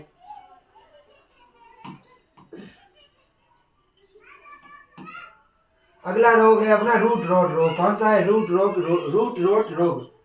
इसमें अपन कर्षण क्रिया मुख्य रूप से क्या करेंगे कि बुआई का समय है, बुआई अप्रैल के प्रथम सप्ताह या जून के अंतिम सप्ताह में करने से फ्यूजेरियम विल्ट का प्रकोप कम होता है। अगर अपन अगेती बुआई करते हैं या कपास की पछेती बुआई करते हैं अप्रैल के प्रथम सप्ताह या जून के अंतिम सप्ताह में अपन अगर ये जो बुआई करते हैं तो फ्यूजेरियम विल्ट का प्रकोप है वो कपास के अंदर क्या होता है स्टूडेंट्स? कम होता है। प्रमाणित वो सस्य बीज काम में लेते हैं, फसल चक्र अपनाते हैं, रासायनिक उर्वरकों का संतुलित उपयोग करते हैं। किसका उपयोग करते हैं अपन? रासायनिक उर्वरकों का संतुलित मात्रा में उपयोग करेंगे क्योंकि अगर अपन नाइट्रोजन युक्त उर्वरकों का प्रयोग अधिक करेंगे तो जितने भी मौलिया वगैरह चिपचिपा पदार्थ है उसे अधिक स्त्रावित होगा, और रोग से अगर पादप से नाइट्रोजन पदार्थों का नाइट्रोजन युक्त उर्वरकों का उपयोग अधिक करेंगे तो पादप से चिपचिपा पदार्थ का अधिक स्त्रावित होगा, जिससे वो रोगजनक है वो अधिक प्रभावित होंगे, अधिक उसकी ओर आकर्षित होंगे। तो अपन को रासायनिक उर्वरकों का भी संतुलित मात्रा में उपयोग करना चाहिए। रोग रोधी किस्मों का प्रयोग करना चाहिए, जैसे देसी कपास की रोग रोधी किस्में है LD17, LD19, अमेरिकन की है बदावर 1, खंडवा 1, BGA59, ये प्रतिरोधी कपास की प्रतिरोधी किस्में। अब अपन रासायनिक नियंत्रण की बात करें तो रूट रोट जो डिजीज होता है, रूट रोट या जड़ गलन जिसको अपन बोलते हैं, जड़ गलन रोग के नियंत्रण के लिए अपन जो सीड ट्रीटमेंट करते हैं, बीजोपचार करते हैं, सीड ट्रीटमेंट या बीजोपचार, इसके अपन कार्बेंडाजिम का प्रयोग करेंगे। किसका प्रयोग करेंगे स्टूडेंट? कार्बेंडाजिम का प्रयोग करेंगे। किसका प्रयोग करेंगे? कार्बेंडाजिम 0.2% का है वो अपन रूट रोग के नियंत्रण के लिए सीड ट्रीटमेंट करेंगे। अगला है लीफ कर्ल। लीफ कर्ल के लिए अपन करेंगे इमिडाक्लोरोपिरिड का। किसका प्रयोग करेंगे? इमिडाक्लोरोपिरिड का है वो लीफ कर्ल रोग के नियंत्रण के लिए प्रयोग करेंगे। उसके बाद में है बैक्टीरियल रोग हेतु कॉपर ऑक्सीक्लोराइड 500 ग्राम और स्टेप्टोसाइक्लिन 50 ग्राम का प्रयोग करेंगे। किसका प्रयोग करेंगे? कॉपर ऑक्सीक्लोराइड 500 ग्राम, उसके साथ में स्टेप्टोसाइक्लिन का प्रयोग करेंगे। स्टेप्टोसाइक्लिन, कॉपर ऑक्सीक्लोराइड और स्टेप्टोसाइक्लिन का अपन प्रयोग करेंगे। अगला है रेशे रहित बीजों को बोने से ब्लैक आर्म या गेहूं का जो जीवाणु जनित रोग होता है ब्लैक आर्म, वो है उसका प्रयोग है वो कम होता है। तो रेशे को है अपन को बीज रहित बोना चाहिए। रेशे को बीज को रेशे रहित करने के लिए अपन है सल्फ्यूरिक क्लोराइड का अपन प्रयोग करेंगे, H2SO4 का अपन प्रयोग करेंगे, या अपन उसको है नमक के घोल के अंदर है बीजों को उपचारित करेंगे। अब है अपना एक पेपर सॉल्यूशन हो गया था। अब अपन दूसरा पेपर सॉल्यूशन है 2021-22 का है वो पेपर सॉल्यूशन करते हैं। तो एक पेपर सॉल्यूशन है मैंने करवा दिया है। मुझे आशा है कि ये आपको जो पेपर सॉल्यूशन कराया है ये आपको समझ में आ गया होगा। अब है अपन 2021-22 के पेपर का है सॉल्यूशन करेंगे। अब अपन देखते हैं स्टूडेंट 2021-22 के पेपर को सॉल्यूशन करते हैं कि इसमें है किस प्रकार। अब अपन देखते हैं स्टूडेंट 2021-22 के पेपर को सॉल्यूशन करते हैं कि इसमें है किस प्रकार से क्वेश्चन है वो आए हैं। 2021-22 के क्वेश्चन की बात करूं तो पहला क्वेश्चन है, इसकी परिभाषा है पॉलीसाइक्लिक डिजीज, जो पिछले पेपर में अपन अंतर के अंदर पढ़ चुके हैं। पॉलीसाइक्लिक डिजीज क्या होती है कि ऐसे रोग जो वर्ष के अंदर 2 या 2 से अधिक बार है वो फैलते हैं। क्या होते हैं? ऐसे रोग जो वर्ष के अंदर 2 या 2 से अधिक बार फैलते हैं या 2 से अधिक बार है वो उत्पन्न होते हैं, उनको अपन क्या बोलते हैं? पॉलीसाइक्लिक डिजीज बोलते हैं। वो रोग जो एक वर्ष में 2 या 2 से अधिक बार है वो उत्पन्न होते हैं। दूसरा है सिस्टमिक फंजीसाइड या प्रणालीगत कवकनाशक। सिस्टमिक फंजीसाइड क्या होते हैं? अगर इसको अपन पादप के किसी एक भाग में डालेंगे तो संपूर्ण पादप है इससे वो प्रभावित हो जाएगा, उसको अपन बोलते हैं सिस्टमिक फंजीसाइड।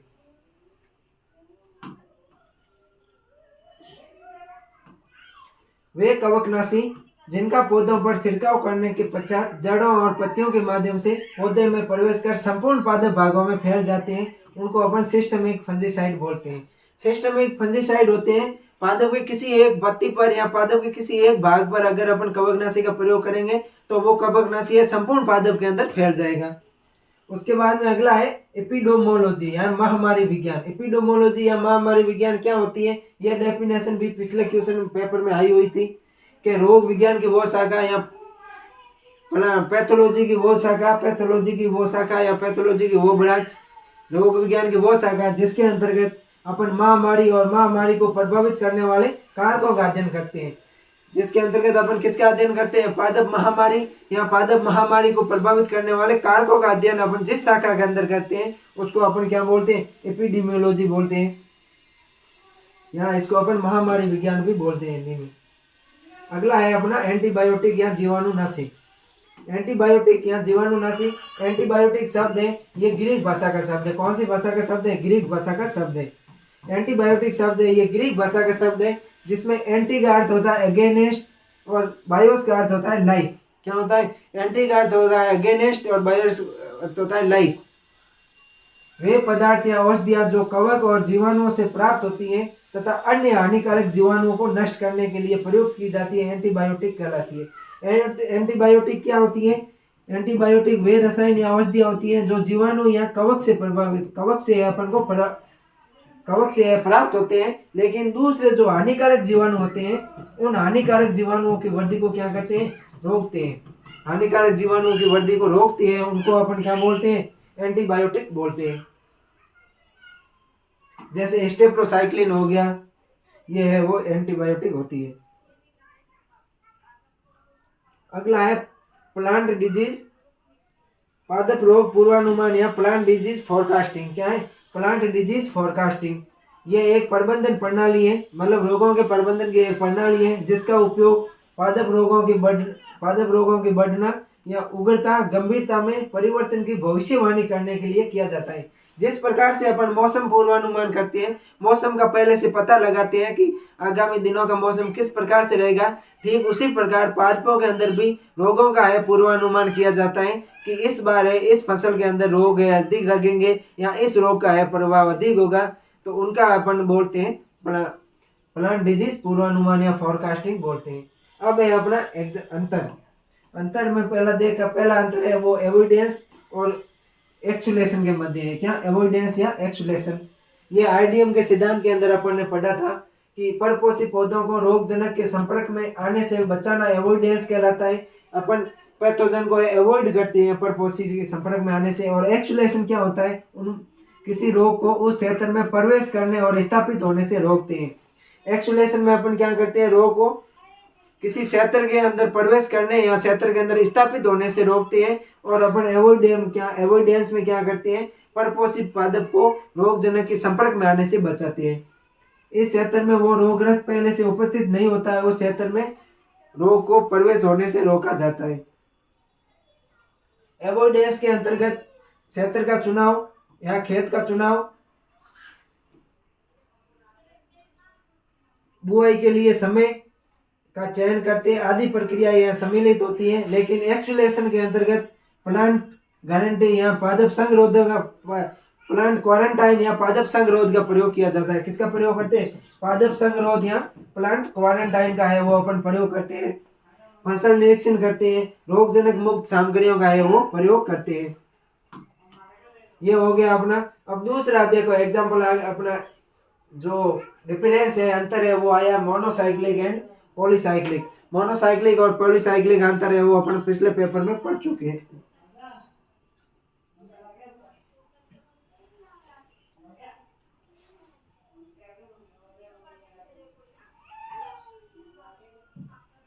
अगला है अपना डिजीज ट्रिंगल या रोग त्रिकोण। क्या है? डिजीज ट्रिंगल या रोग त्रिकोण क्या होता है एवं रोगों के चतुष्कोण के बारे में अपन को बताना है। रोग त्रिकोण एवं रोग चतुष्कोण के बारे में अपन को बताना है। डिजीज ट्रायंगल की बात करें, ट्रायंगल की बात करें, किसकी बात करें? डिजीज ट्रायंगल या रोग त्रिकोण की बात करें तो ये होस्ट यानी कि होस्ट, पैथोजन और एनवायरनमेंट के बीच में होने वाली अंत क्रियाओं का परिणाम है। डिजीज ट्रायंगल क्या है? डिजीज ट्रायंगल होस्ट, पैथोजन और एनवायरनमेंट के बीच में होने वाली अंत क्रियाओं का क्या है? संबंध है या अंत क्रियाओं का परिणाम है जिसके दौरान डिजीज का उत्पन्न होती है। होस्ट, पैथोजन और एनवायरनमेंट, इन तीनों के अंदर जो अंत क्रिया होती है और इन तीनों की अंत क्रियाओं के जो कारण जो रोग उत्पन्न होता है उसका अपन अध्ययन करते हैं, उनका वर्णन करते हैं। वो किसके अंदर करते हैं? वो डिजीज ट्रायंगल के अंदर करते हैं, रोग त्रिकोण के अंदर करते हैं।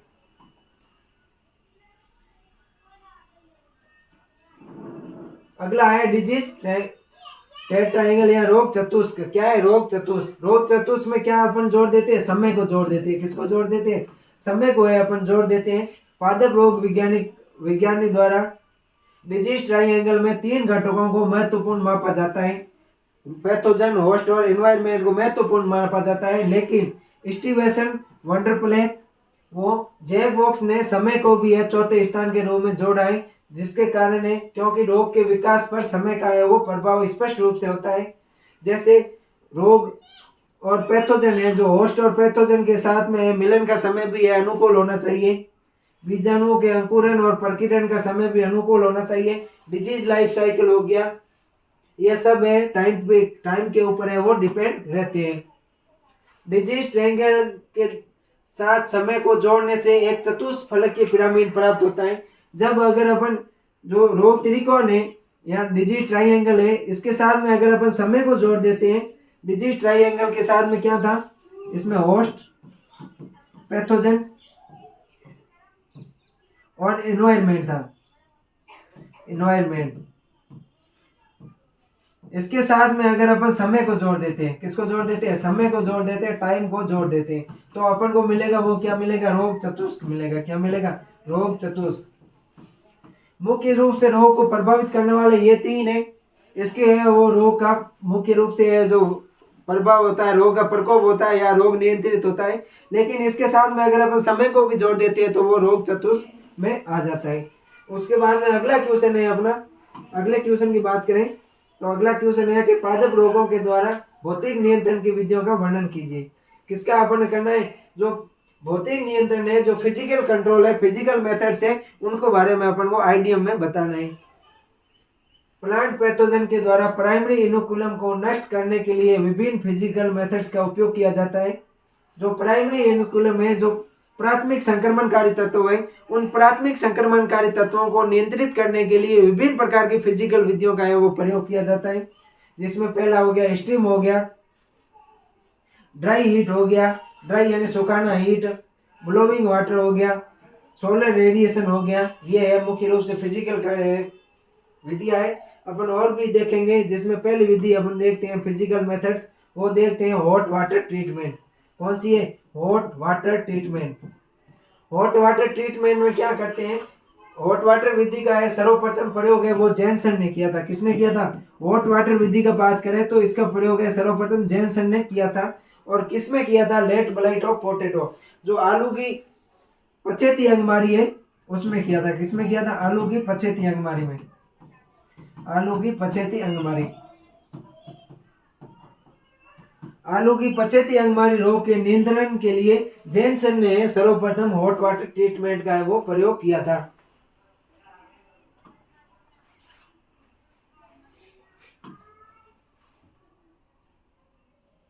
इस मेथड का उपयोग बीज जनित रोगों के नियंत्रण के लिए किया जाता है। हॉट वाटर ट्रीटमेंट में अपन कौन से रोगों का नियंत्रण करते हैं, जो बीज जनित रोग होते हैं, जो बीज के द्वारा रोग होते हैं, बीज जनित रोग, बीज जनित रोग। बीज जनित रोगों के नियंत्रण के लिए अपन वो हॉट वाटर ट्रीटमेंट विधि का उपयोग कर सकते हैं। इसका उपयोग है सर्वप्रथम जॉनसन ने लेट ब्लाइट ऑफ पोटैटो में किया था। इसमें सीड प्लांट मटेरियल्स के जीवन चक्र को हानि से बचाने के लिए टेम्परेचर टाइम कॉम्बिनेशन का नियंत्रण आवश्यक होता है। इसके अंदर क्या होता है, मुख्य रूप से अगर अपन बीज या जो प्लांट मटेरियल है, जो पादप पदार्थ होते हैं, उसकी जीवन अवधि को बनाए रखने के लिए टेम्परेचर और टाइम दोनों का कॉम्बिनेशन बहुत जरूरी है। अगर टेम्परेचर अधिक हो गया पानी का तो उसका जैविक द्रव्य है वो समाप्त हो सकता है। यहाँ पर अगर अपन अधिक समय तक है गर्म पानी के अंदर किसी भी सीड को रखते हैं तो भी है उसका जैविक द्रव्य है वो समाप्त होने की संभावना रहती है। अगर अपन एग्जांपल देखें हॉट वाटर ट्रीटमेंट के, तो ईयर कोकिल ऑफ व्हीट, गेहूं का जो ईयर कोकिल है वो 45 डिग्री टेम्परेचर पर है वो 10 मिनट रखते हैं। अगर अपन गेहूं को 54 डिग्री सेल्सियस तापमान में 10 मिनट के लिए रखते हैं तो इसके अंदर जो ईयर कोकिल रोग है उसका है वो नियंत्रण हो जाता है। उसके बाद में ब्लैक रोट ऑफ ब्रेसोलिस स्पीसीज की बात करें तो इसमें है 50 डिग्री सेल्सियस तापमान पर 20 से 30 मिनट रखा जाता है। कितना रखते हैं, 20 से 30 मिनट तक है वो रखते हैं तो उसका रोग नियंत्रण हो जाता है। अगला है हॉट एयर ट्रीटमेंट। पहले अपन पढ़े थे हॉट वाटर ट्रीटमेंट, गर्म जल उपचार था। यह है हॉट एयर ट्रीटमेंट यानी कि गर्म हवा उपचार। गर्म हवा के द्वारा भी है इनको उपचार किया जा सकता है। यह सीड्स और प्लांटिंग मटेरियल की जीवन क्षमता के लिए कम हानिकारक होता है तथा इसका संचालन भी सुगम होता है। हॉट वाटर ट्रीटमेंट में क्या होता था कि हॉट वाटर ट्रीटमेंट में क्या होता था कि बीज और उसके जो प्लांट मटेरियल है उसकी जीवन क्षमता है वो कम हानिकारक, अधिक हानिकारक थी, लेकिन हॉट एयर विधि में, हॉट एयर ट्रीटमेंट में वो कम हानिकारक होता है।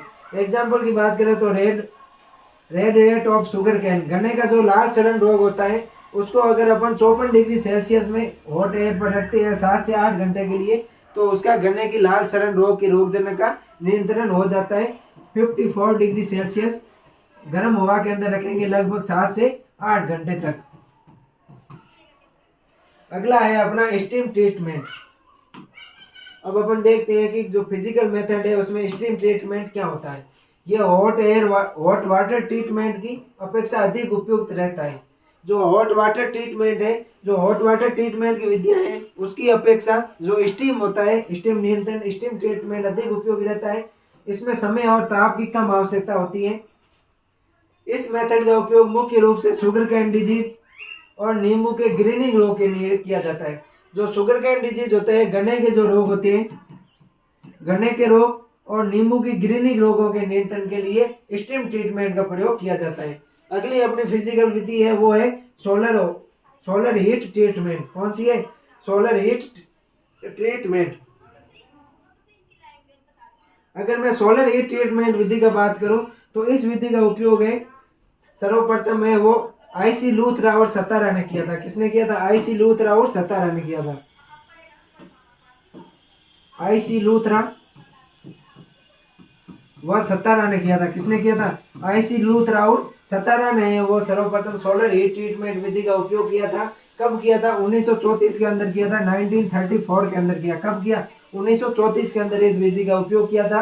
लूज स्मेट ऑफ व्हीट, गेहूं का जो लूज स्मेट रोग होता है उसके नियंत्रण के लिए आईसी लूथरा और सतारा ने 1934 के अंदर है सोलर हीट ट्रीटमेंट विधि का है वो उपयोग किया था।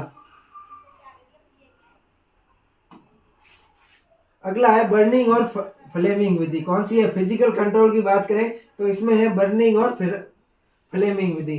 पादप अवशेषों को जलाना से मृदा बर्न पैथोजन के इनुकुलम को पर्याप्त कमी हो जाती है। अगर अपन फसल अवशेषों को जलाते हैं तो मृदा जनित जितने भी पैथोजन है उन पैथोजनों का नियंत्रण किया जा सकता है।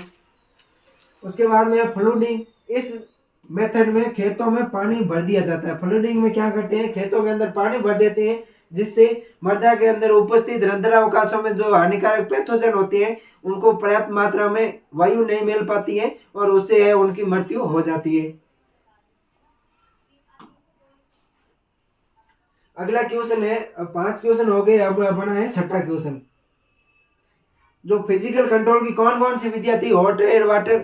हॉट एयर विधि थी, hot air treatment, hot water treatment, उसके अलावा सोलर ट्रीटमेंट, स्टीम और फ्लूडिंग, और एक वो जो आग लगाते हैं अपन फसल अवशेषों को जलाते हैं। ये मुख्य रूप से विधियां थी। इन विधियों को है वो याद कर लेना। अब अपन देखते हैं सस्य क्रियाओं द्वारा पादप रोगों के नियंत्रण के बारे में। वो तो फिजिकल कंट्रोल हो गया, ये है कल्चरल कंट्रोल। यहाँ सस्य क्रियाएं, सस्य क्रियाओं के नियंत्रण में अपन कौन कौन सी विधियां काम में लेते हैं? तो नाशक कीटों के नियंत्रण के लिए कृषिगत क्रियाएं जैसे क्रॉप रोटेशन, फसल चक्र। क्रॉप रोटेशन का मतलब क्या होता है? फसल चक्र। मिक्स क्रॉपिंग यानी कि मिश्रित फसल। यूज ऑफ रेजिस्टेंस यानी कि प्रतिरोधकता का उपयोग। डीप सोविंग, गहरी जुताई इत्यादि है जो परिवर्तन करके अपन रोगों का नियंत्रण कर सकते हैं। पहला अपन देखते हैं क्रॉप रोटेशन, फसल चक्र। फसल चक्र क्या होता है? क्रॉप रोटेशन की बात करूं तो किसी निश्चित क्षेत्र के अंदर एक कुल की फसल के बाद में दूसरे कुल की फसल को अदल बदल कर बोना फसल चक्र कहलाता है। कोई भी मान लो एक विशिष्ट क्षेत्र होता है, उस विशिष्ट क्षेत्र के अंदर एक कुल की फसल के बाद में दूसरे कुल की फसल को अदल बदल कर उगाना क्या कहलाता है? क्रॉप रोटेशन है वो कहलाता है। कीट विज्ञान की दृष्टि से फसल चक्र अपनाने से एक कुल में लगने वाले कीट दूसरे कुल में है वो नहीं लगते हैं। जो एक कुल के अंदर कीट लगते हैं वो दूसरे कुल के अंदर है अपन फसल चक्र अपनाते हैं तो वो नहीं लगते हैं। एग्जाम्पल देखो, जैसे मूंगफली की फसल के साथ में ग्रेमिनी या दलहनी फसलों के अलावा अन्य फसलों को बोने से पत्ती की जो सुरंगक कीट है उसका प्रयोग है वो कम होता है। उसके बाद में है ग्रीष्मकालीन गहरी जुताई, ये भी सस्य क्रिया के अंतर्गत आता है। फसल चक्र में एक कुल की फसल के बाद में अपन दूसरी कुल की फसल को उगाते हैं, तो एक कुल के जो रोगजनक होते हैं, पैथोजन होते हैं, वो दूसरे कुल की पैथोजन को, दूसरे कुल की फसलों को है वो हानि नहीं पहुंचाते हैं और उसके कारण है वो मर जाते हैं। उसके बाद में है अपने ग्रीष्मकालीन गहरी जुताई। इस विधि के अंतर्गत फसल की कटाई के पश्चात खेत की गहरी जुताई करनी चाहिए, जिससे मृदा में उपस्थित कीटों के अंडे और प्यूपा है वो नष्ट हो जाते हैं और पैथोजन भी है वो नष्ट हो जाते हैं। उसके बाद में है भूमि को खाली छोड़ना या परती छोड़ना, या भूमि को खाली छोड़ना या परती छोड़ना। भूमि को खाली छोड़ देने पर रोग जनकों को परपोषी से पोषण नहीं मिल पाता है और पैथोजन की मृत्यु हो जाती है। जब भूमि को अपन परती छोड़ देते हैं या खाली छोड़ देते हैं तो रोग जनकों को है वो, पैथोजन को है या रोग जनक है उनको पोषण नहीं मिल पाता है, जिससे उनकी मृत्यु हो जाती है। अगला है जैसे एग पनामा विल्ट ऑफ बनाना। जो बनाना के अंदर पनामा विल्ट रोग रहता है उसको अगर अपन भूमि को छोड़ देते हैं खाली तो उसका नियंत्रण हो जाता है, उसको अपन नियंत्रित कर सकते हैं। बुआई के समय में हेरफेर करने, जो पैथोजन होते हैं, पैथोजन का प्रकोप होता है वो एक निश्चित समय के अंदर होता है। अगर अपन फसलों को अगेती बुआई कर लेते हैं तो पैथोजनों का जब तक नियंत्रण होगा तब तक अपन को फसल उपज प्राप्त हो जाएगी। या फिर अपन फसलों का बाद में करते पछेती बुआई करते हैं तो जब तक पैथोजन है जो वो पैथोजन का प्रकोप होगा तब तक फसल है वो तैयार नहीं होगी, अपनी पकी हुई नहीं होगी, तब भी है उसका प्रकोप कम होगा। तो फसलों के समय में हेर फेर करके है अपन कीटों का नियंत्रण या रोगों का नियंत्रण कर सकते हैं।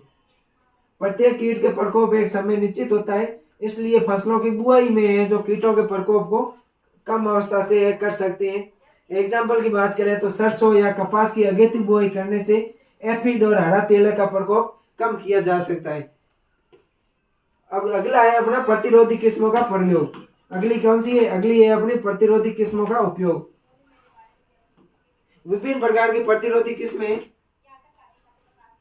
विभिन्न प्रकार की प्रतिरोधी किस्में हैं जैसे ग्रीन ईयर डिजीज के लिए जो बाजरा का हरित बाली रोग होता है इसके नियंत्रण के लिए WCC 75 प्रतिरोधी किस्में है। Black rot of cabbage, cabbage है जो कैबेज के ब्लैक रोट के नियंत्रण के लिए है जो रेजिडेंस किस्म है वो है पूसा मुक्ता। संतुलित उर्वरकों का प्रयोग करके और सिंचाई प्रबंधन के द्वारा ट्रैप क्रॉप का अपन प्रयोग करके यह मुख्य रूप से कीट रोग नियंत्रण की जो कल्चरल विद्या है वो थी, सस्य संबंधी क्रियाएं। अब अपना अगला क्वेश्चन है कि पादप रोग पूर्वानुमान का वर्णन करना। तो अपन 2022-23 के अंदर है पादप रोग पूर्वानुमान का अपन ने वर्णन कर लिया था। अगला है अपना पादप रोग विकास को प्रभावित करने वाले कारकों का उल्लेख कीजिए। यह भी अपन ने 2020-21 के क्वेश्चन के अंदर है वो किया था। अब अपन देखते हैं अगला 7वां क्वेश्चन है कि गन्ना और कपास के आईडीएम मॉड्यूल को समझाना है। क्या करना है? गन्ना और कपास के आईडीएम मॉड्यूल को समझाना। गन्ना और कपास के आईडीएम मॉड्यूल की अगर मैं बात करूं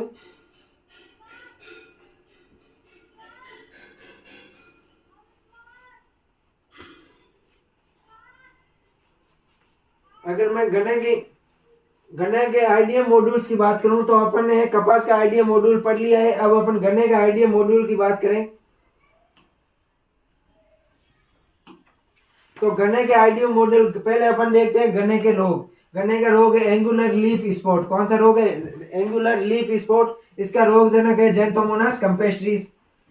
ब्लैक आर्म या ब्लैक ब्लाइट रोग है, इसका रोग जनक है वो है पीवी मालवेसीरम।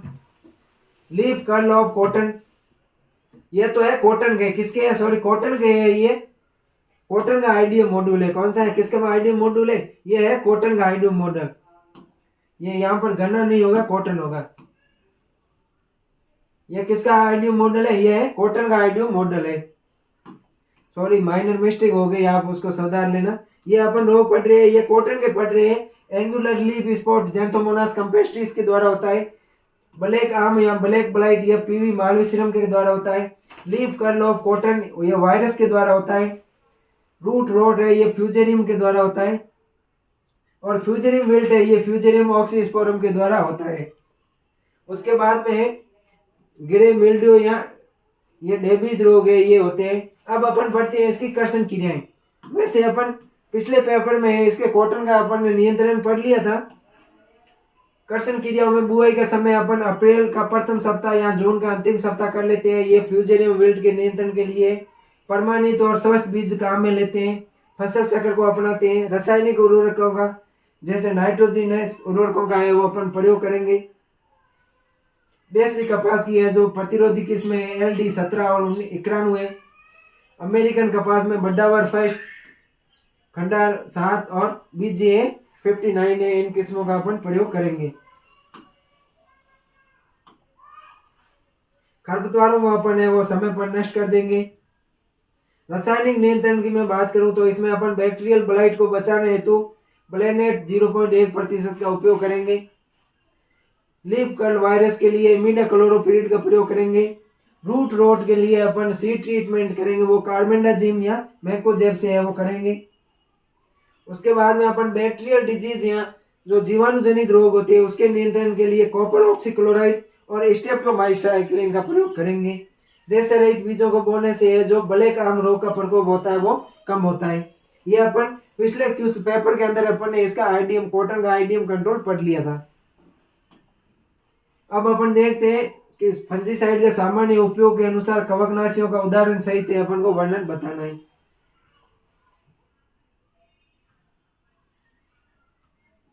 क्वेश्चन क्या है अपना कि व्हाट इज द फंजीसाइड, यानी कि फंजीसाइड क्या है, कवकनाशी क्या है। सामान्य उपयोग के अनुसार कवकनाशियों का उदाहरण सहित वर्गीकरण बताना। उपयोग के आधार पर कवकनाशियों का उपयोग बताना है अपन को, वर्णन बताना है। फंजीसाइड एक ऐसा विषैला रसायन या यौगिक है जो कवकों को मारने के लिए प्रयोग किया जाता है। फंजीसाइड शब्द है ये लैटिन भाषा का शब्द है। कौन सी भाषा का शब्द है फंजीसाइड? फंजीसाइड शब्द है ये लैटिन भाषा का शब्द है। कौन सी भाषा का शब्द है? फंजीसाइड लैटिन भाषा का शब्द है। ये दो शब्दों से मिलकर बना है, फंगस, और फंगस का अर्थ होता है सूक्ष्म जीव या, और सीडो का अर्थ होता है, फंगस और सीडो से मिलकर बना होता है। फंगस का अर्थ होता है सूक्ष्म जीव और सीडो का अर्थ होता है टू किल या मारना। अब बढ़ते हैं अपन classification of fungicide basis on general usages, यानी कि सामान्य उपयोग के आधार पर फंजीसाइड का वर्गीकरण किस प्रकार से है। तो इसमें पहला है सीड प्रोटेक्शन। सीड प्रोटेक्टेंस यानी कि बीज की ऊपरी सतह पर उपस्थित सूक्ष्म जीवों, कवक या जीवाणु या रोगजनकों हेतु इसका उपयोग में लाते हैं। इसका एग्जाम्पल है कैप्टन, थाइरम और कार्बोक्सिन। सीड प्रोटेक्शन क्या होते हैं या सीड प्रोटेक्ट क्या होते हैं? जो बीज की ऊपरी सतह पर उपस्थित सूक्ष्म जीवों को नष्ट करने के लिए काम में लाते हैं। अगला है सोइल फंजीसाइड, यानी कि मृदा की सतह पर उपस्थित कवकों को नष्ट करने के लिए इनका प्रयोग करते हैं, जैसे बोल्डेक्स मिश्रण, कॉपर ऑक्सीक्लोराइड, ये होते हैं। अगला है अपना फ्रूट प्रोटेक्टेंट, ये होते हैं जो फसलों को नियंत्रित करते हैं। जो फ्रूट है, जो फल होते हैं उनको है जो सुरक्षित करते हैं, जैसे कैप्टन, कार्बेंडाजिम, मैकोजेब। फूल और पत्ती रक्षक कवकनाशी की बात करें तो फूल और पत्ती नाशक कवकनाशी में कैप्टन, जिनेब और मैकोजेब होते हैं।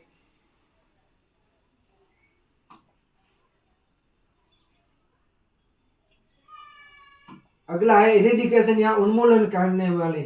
उन्मूलन में क्या होते हैं? जो रोग किसी फसल के अंदर स्थापित हो जाता है उसके बाद में उसको हटाया जाता है। उन्मूलन कारक ऐसे रसायन या कवकों को मारने या कम करने में सहायक होते हैं, उन्मूलन कवकनाशी कहलाते हैं।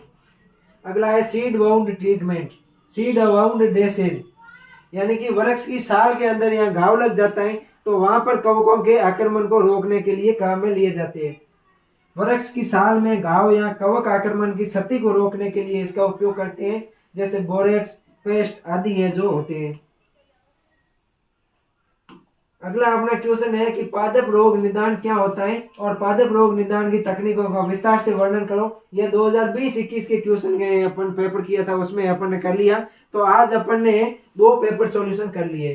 कितने पेपर सॉल्यूशन किए? आज अपन ने 2 पेपर सॉल्यूशन कर लिए। मुझे आशा है कि जो आज अपन ने पेपर सॉल्यूशन किए ये आपको अच्छी तरह से समझ में आ गया होगा। कोई भी चीज अगर आपको समझ में नहीं आई है तो अपने दोस्तों के साथ में शेयर कीजिए। इसका सेकंड पार्ट है, उसके अंदर अपन 2 पेपर सॉल्यूशन और करेंगे, 2 या 3 पेपर सॉल्यूशन करेंगे। तो इसका सेकंड पार्ट है वो बहुत ही जल्द है वो आ जाएगा। इस क्लास को है जो अधिक से अधिक अपने दोस्तों के पास में शेयर कीजिए ताकि उनको भी अधिक से अधिक फायदा हो और हमें भी यूँ कॉन्फिडेंस आए कि हमारे द्वारा पढ़ाए हुए जो क्वेश्चन है वो एग्जाम के अंदर आते हैं। तो अधिक से अधिक अपने दोस्तों के पास में शेयर कीजिए। प्रत्येक कॉलेज के स्टूडेंट्स के पास में है इस क्लास को शेयर कीजिए और अपने व्हाट्सएप स्टेटस पर भी है इन क्लास को अधिक से अधिक लगाने का कष्ट कीजिए। मुझे आशा है कि जो आज मैंने आपको पढ़ाया ये आपको समझ में आ गया होगा। जल्द ही है इसका पार्ट 2 भी है वो आने वाला है। तो मैं ऐसे ही अपने सरोकार के साथ में जुड़े रहिए और सरोकार है वो प्रत्येक सेमेस्टर का पेपर सॉल्यूशन आपको करवाएंगे।